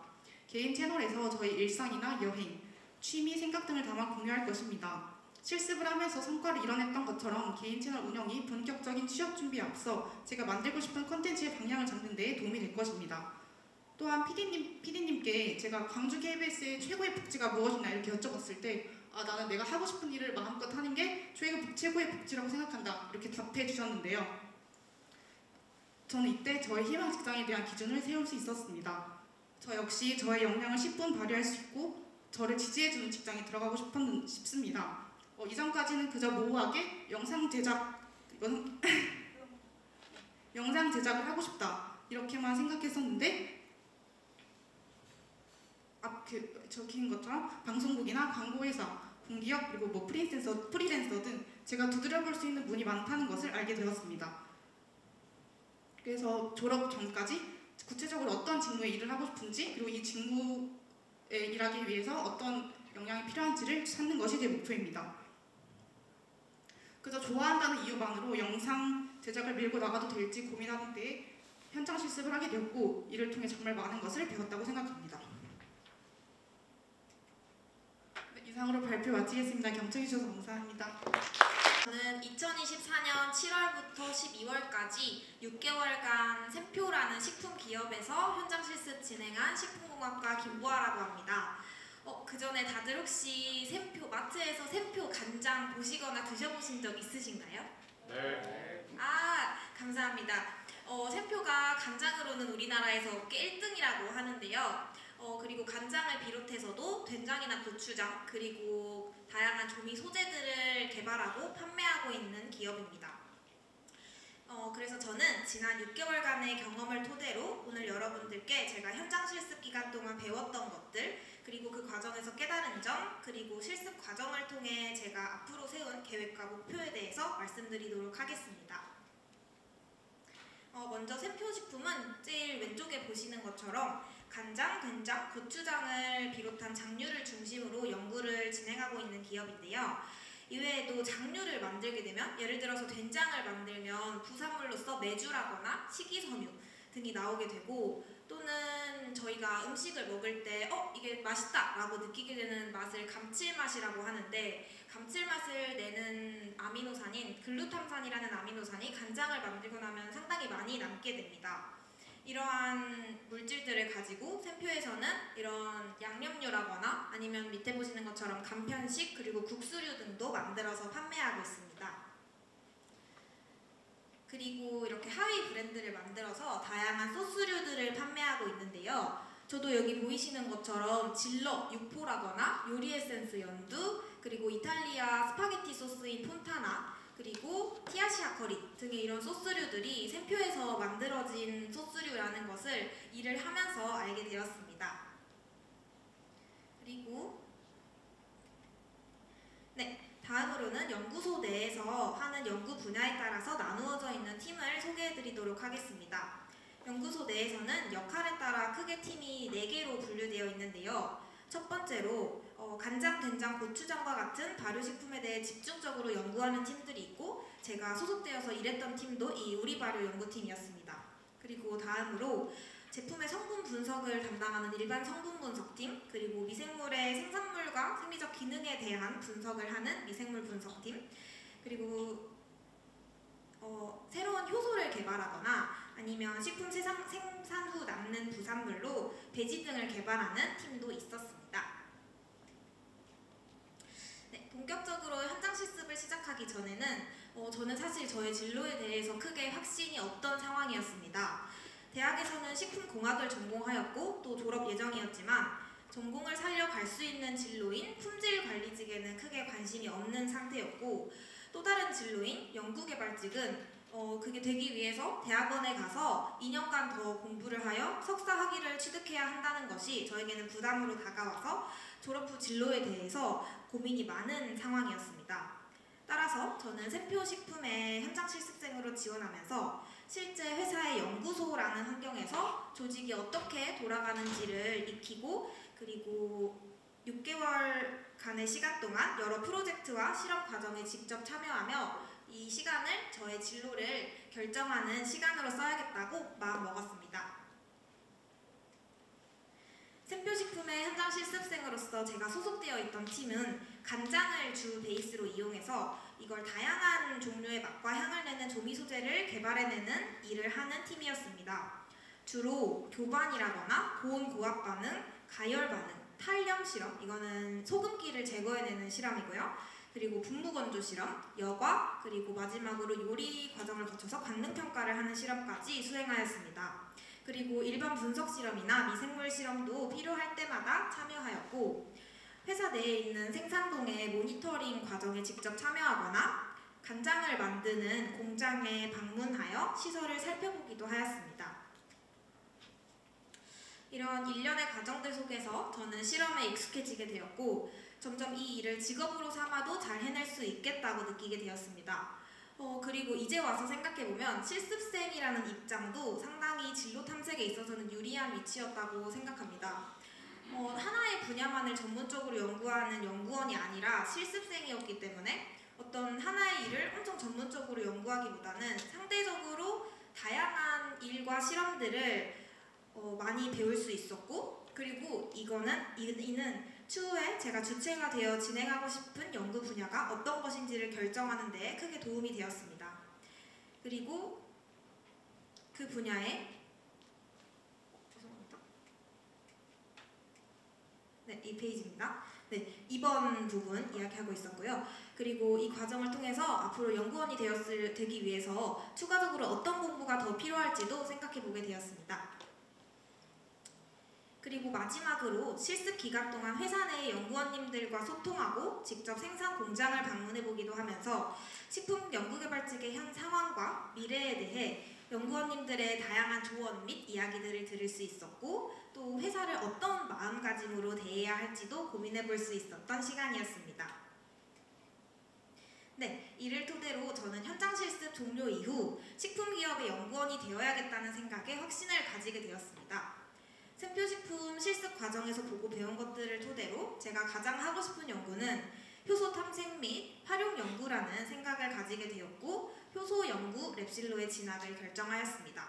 따라서 현재는 대학원 석사 과정생으로서 공부와 실험을 이어나가고 있습니다. 네, 저의 최종적인 목표는 이런 자연 원물들을 사용하여 건강하면서도 맛있는 식품을 개발해내는 것입니다. 이를 향해서 앞으로도 열정적으로 배우며 도전을 게을리하지 않는 하루하루를 보내겠습니다. 이상입니다. 감사합니다. 말씀해주신 것처럼 두 번째 KBS 현장 실습생입니다. 저도 이번 실습을 통해서 지역 콘텐츠의 가치와 미디어에서의 역할을 고민하게 되었는데요. 미디어 속 지역의 가치, 그 길을 걸으며 라는 주제로 제가 현장 실습을 통해 배우고 성장한 과정을 공유하고자 합니다.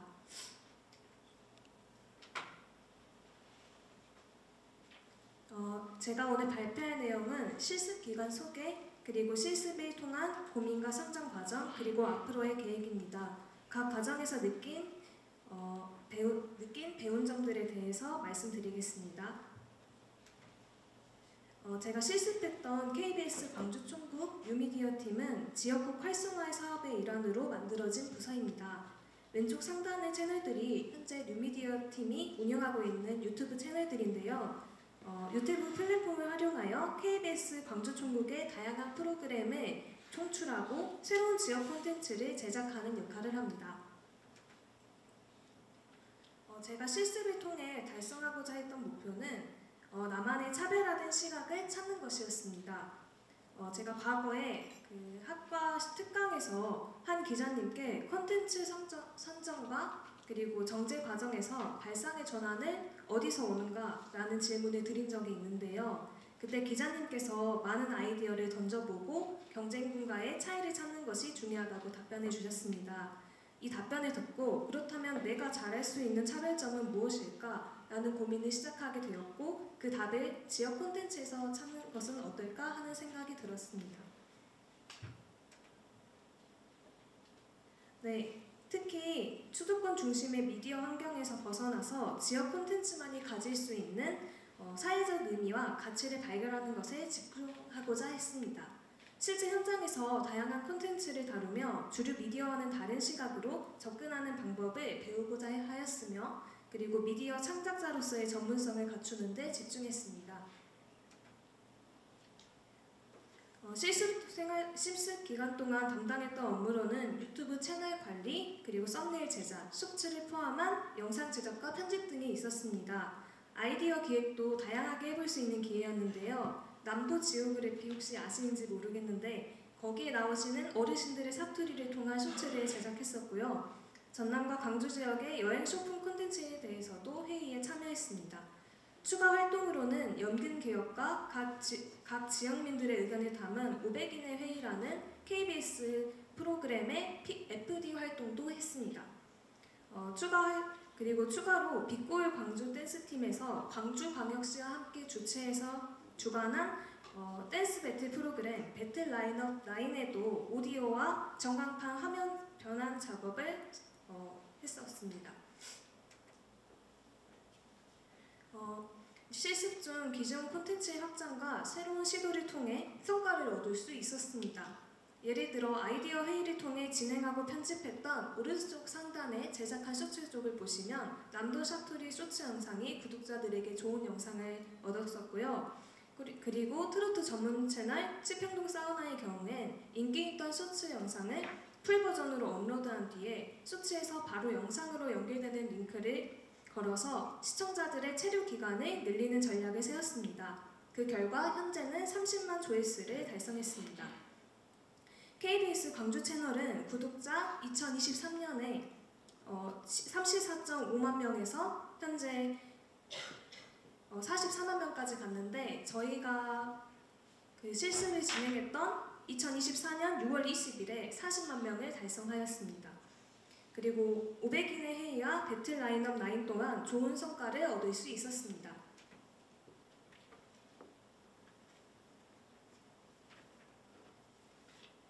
저는 실습 초기에 경험과 스킬이 부족해서 어려움을 겪었었는데요. 포토샵을 아예 처음 접했었고 영상 편집도 기초 수준이었기 때문에 업로드 전에 팀원들에게 피드백을 받아가며 수정하는 과정을 거쳤었습니다.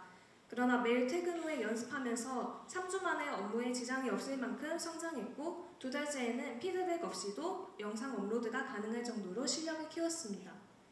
이번 실습을 통해 기술적인 성장뿐만이 아니라 미디어 기획자로서의 시각과 태도도 배울 수 있었는데요. 특히 공영방송이 콘텐츠를 제작할 때 지켜야 할 정치적 중립성과 다양한 주의사항을 직접 경험하면서 콘텐츠 기획자의 역할이 단순한 제작을 넘어 사회적 영향력을 고려해야 한다는 점을 깨달았습니다. 또한 시청자들의 반응을 분석하고 관심 있는 콘텐츠를 찾아 기획하는 과정에서 미디어의 흐름을 이해하는 방식을 익힐 수 있었습니다. 앞으로의 계획인데요. 이번 실습 경험을 바탕으로 저는 미디어 기획자 혹은 콘텐츠 제작자로 성장하고자 합니다.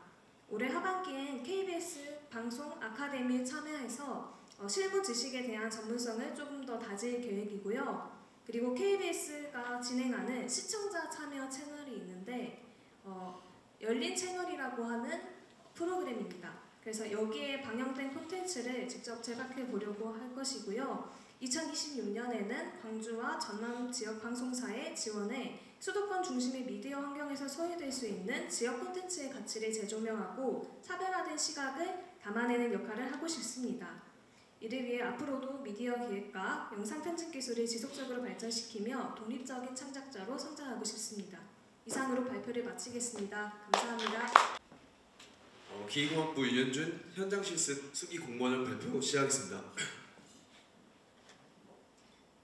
우선 발표 진행 순서는 다음과 같습니다. 배경, 과정, 결과, 느낀 점 순서대로 진행하겠습니다.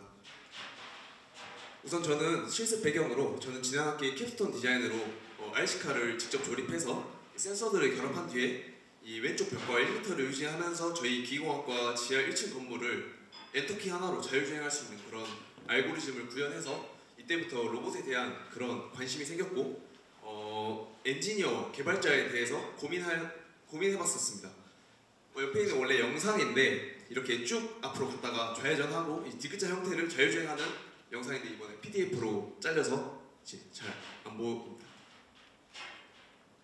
그렇게 이제 캡스톤 디자인을 하면서 이제 저희는 캡스톤 디자인을 하면 교수님과 정기적으로 주마다 미팅을 가지게 되는데 미팅 하다가 이제 현장 실습으로 UX 팩토리에 로봇 응용 개발 직무가 나왔다. 한번 해보는 게 어떠냐라고 말씀을 하셔서 저도 이렇게 개발을 직접 해보는 건 좋은 경험일 것 같아서 지원을 하게 되었습니다. 그래서 UX 팩토리에 대해서 간단히 조사해본 결과 UX 팩토리는 경기도 판교에 위치한 이제 저희가 요즘 AI가 발달하면서 데이터 처리를 클라우드 중심으로 하게 되는데 이 클라우드 말고 주변에 엣지부를 활용한 엣지 컴퓨팅을 해서 저전력 고효율로 이런 계산을 하는 반도체 회로를 설계하는 그런 팹리스 스타트업 기업이었습니다. 그래서 저희는 로봇 자율주행 직무를 수행해야 하기 때문에 이 로봇 자율주행 직무에 대해서 자세히 알아봤습니다. 로봇 자율주행 직무는 우선 슬램이라는 과정을 거친 뒤 모션 플래닝을 한 후 동작을 하게 됩니다. 이 슬램은 센서가 이제 라이다랑 이제 카메라와 같은 종류가 있는데 이 센서에 따라서 다르게 지도가 형성이 되고 아래는 이제 좀 어려울 수도 있지만 2D 라이다라는 센서로 했을 때의 지도와 이 3D 라이다라는 센서로 했을 때 나온 슬램을 예시로 가져와봤습니다. 이 3D 슬램 그냥 말 그대로 저희 게임이나 그런 거 할 때 맵 같은 게 만들어진다고 생각하시면 됩니다. 이렇게 만들어진 맵을 바탕으로 이제 옆에 모션 플래닝이라는 이제 최적의 경로를 생성하는 알고리즘을 거친 후 동작을 하게 되는데 이런 알고리즘이 적용된 사례가 저희 실생활에서 볼 수 있는 이제 로봇 청소기 그리고 식당 서빙 로봇 이런 것들을 볼 수 있습니다.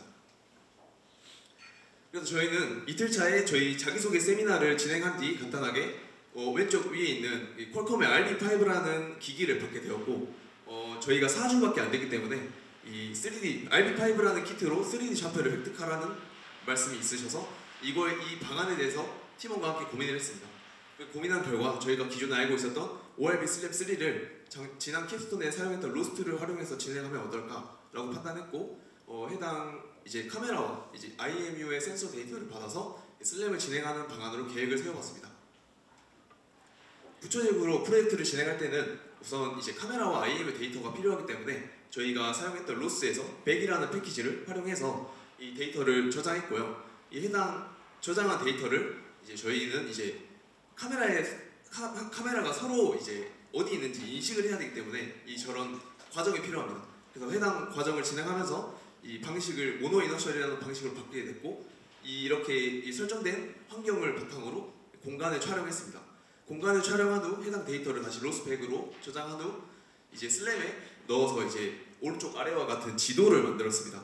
이렇게 봤을 때 별로 깔끔해 보이지 않긴 하지만 거기서 직접 작업을 했던 제가 봤을 때는 공간 분할이 나름 잘 돼 있고 이제 생각보다 만족스러운 결과였습니다.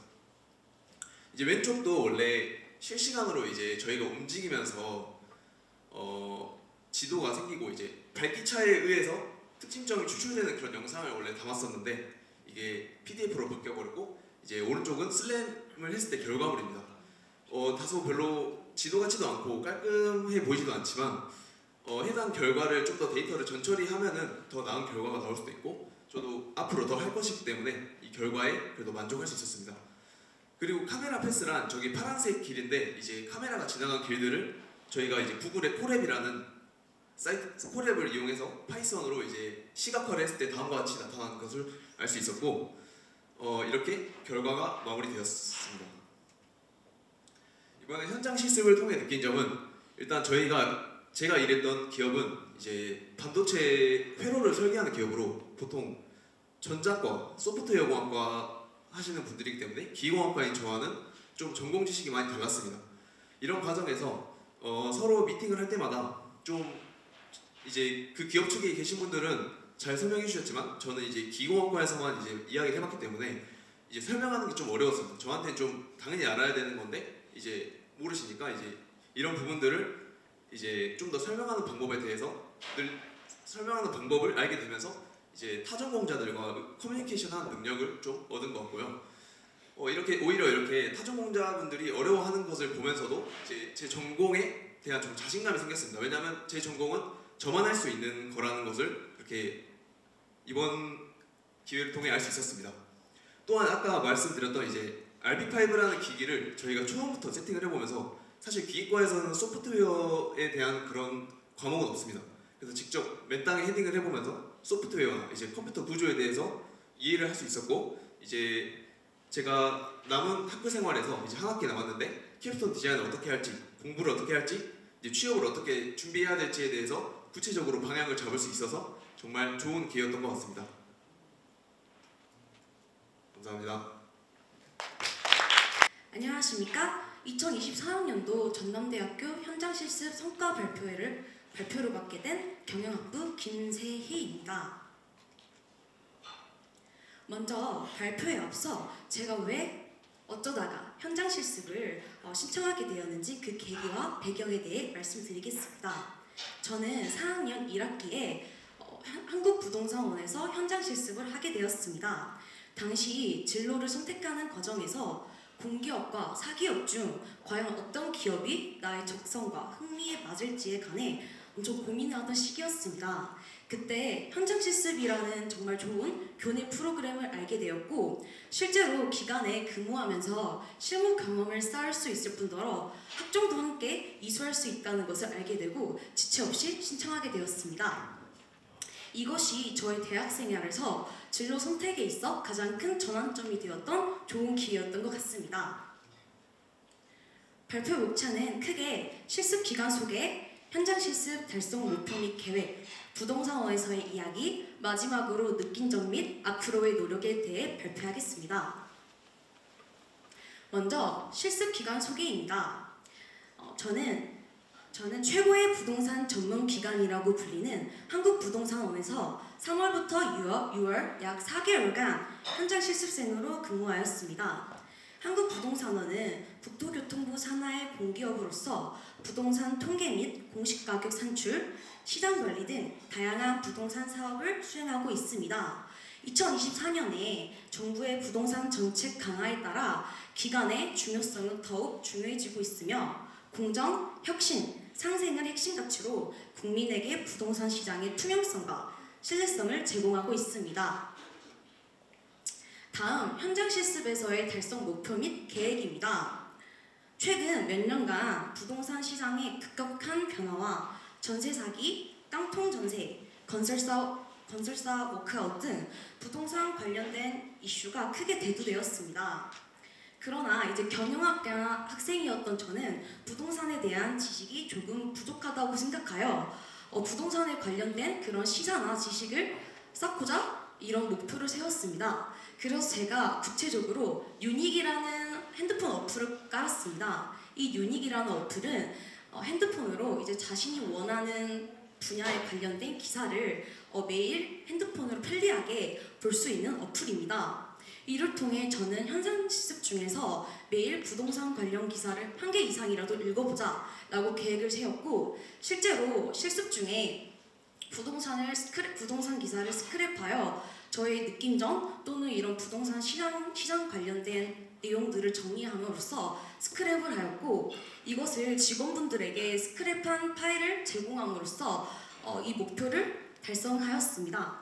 다음으로 이제 엑셀이나 워드, 프로세스와 같은 업무 프로세스 등을 활용해서 직접 실무에 적용하고 싶었고 마지막으로 이 다양한 조직원들과 협업하면서 이런 조직 문화를 경험하고 적응하고 싶었습니다. 이를 토대로 저는 정말 다양한 부동산원에서 다양한 업무를 수행하였습니다.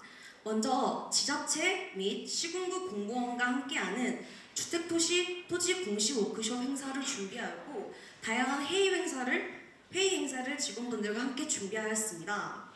다양한 관계자들이 참여하기 때문에 직원분들과의 협업과 발빠른 업무 처리 능력을 향상할 수 있었습니다. 다음 사내 업무 회의에 참관하였습니다. 이를 통해서 현재 부동산 시장이 어떻게 흘러가고 있는지 또 한국부동산원이 어떤 사업을 중심적으로 해야 하는지에 관해 상세히 알 수 있었습니다. 또한 전남대 및 조선대학교 취업진로실과 미리 연락을 하여 채용설명회를 주최함으로써 한국부동산원을 학생들에게 알리고 또 공공기관에 취업을 원하는 학생들에게 좋은 프로그램을 제공하기도 하였습니다. 그리고 저의 주된 업무였던 토지 공부 발급 및 엑셀 작업 등을 통해 직원들에게 이런 자료와 데이터를 제공함으로써 원활한 업무 수행을 위해 보조하는 역할을 하였습니다. 뿐만 아니라 공시가격 이의 신청과 관련된 민원 응대를 수행하면서 고객 중심 서비스를 제공하기도 하였습니다. 무엇보다도 사내 동아리, 회식, 생일 및 퇴임식 등 다양한 사내 활동에 참여하였습니다. 정말 좋은 직원분들과 함께 이 즐거운 시간을 보내고 또 같이 축하를 나눔으로써 정말 좋은 경험을 하였고 마지막으로 그 부동산원의 그 본부장님께서 저를 많이 예뻐해 주시고 또 좋은 조언도 많이 해주셔서 아직까지 항상 감사히 생각하고 있습니다. 이렇게 다양한 경험을 통해 느낀 점은 먼저 넓어진 시야와 관점입니다. 부동산원에서 실습을 하면서 부동산 관련된 지식과 시사 내용이 향상될 뿐더러 부동산이라는 것이 경영, 통계, 경제 등 다양한 학문들이 상호 유기적으로 연관되어 있다는 것을 알게 되고 더욱 흥미를 갖게 되었습니다. 또한 조직 문화와 조직 적응 능력도 함께 향상할 수 있었습니다. 두 번째로는 진로 선택 및 자기개발입니다. 제가 매일 검토하는 부동산 통계 및 공시 가격에 관한 자료에 오류가 생긴다면 국민의 삶에 크고 작은 피해를 끼칠 수 있다는 생각이 들었습니다. 이에 책임감과 청렴의 정신을 갖게 되며 공직자에 대한 매력을 느꼈습니다. 또한 업무를 보조하면서 정말 데이터 역량의 필요성을 절실히 깨닫게 되었습니다. 현재 IT, AI, 빅데이터 등 첨단 산업이 발달함으로써 이에 발맞춰 저도 입사 후에도 끊임없이 자기 개발하고 또 데이터 관련된 자격증을 취득해야겠다는 또 다른 목표를 세우게 되었습니다. 최종적으로 저는 부동산 보증 주택기금에 관한 관심이 생겼고 국민에게 이로운 부동산 정책을 고안하고 제공하고 싶었습니다. 현재는 이런 주택 공공기관의 입사를 준비 중이고 국민과 국가에 도움이 되는 사람이 되고 싶습니다. 전남대학교 현장실습은 단순히 실습이 아니라 스스로 성장하고 또 저의 진로를 축적할 수 있었던 정말 좋은 경험이었습니다. 앞으로 더 열심히 준비해서 제가 원하는 목표 기간에 들어가서 훗날 후배들에게 제 경험을 공유하고 또 조언을 줄 수 있는 그런 멋진 선배가 되고 싶습니다. 마지막으로 현장 실습 지원팀에게 감사의 인사의 말씀을 드리며 지금까지 발표를 경청해 주셔서 감사합니다.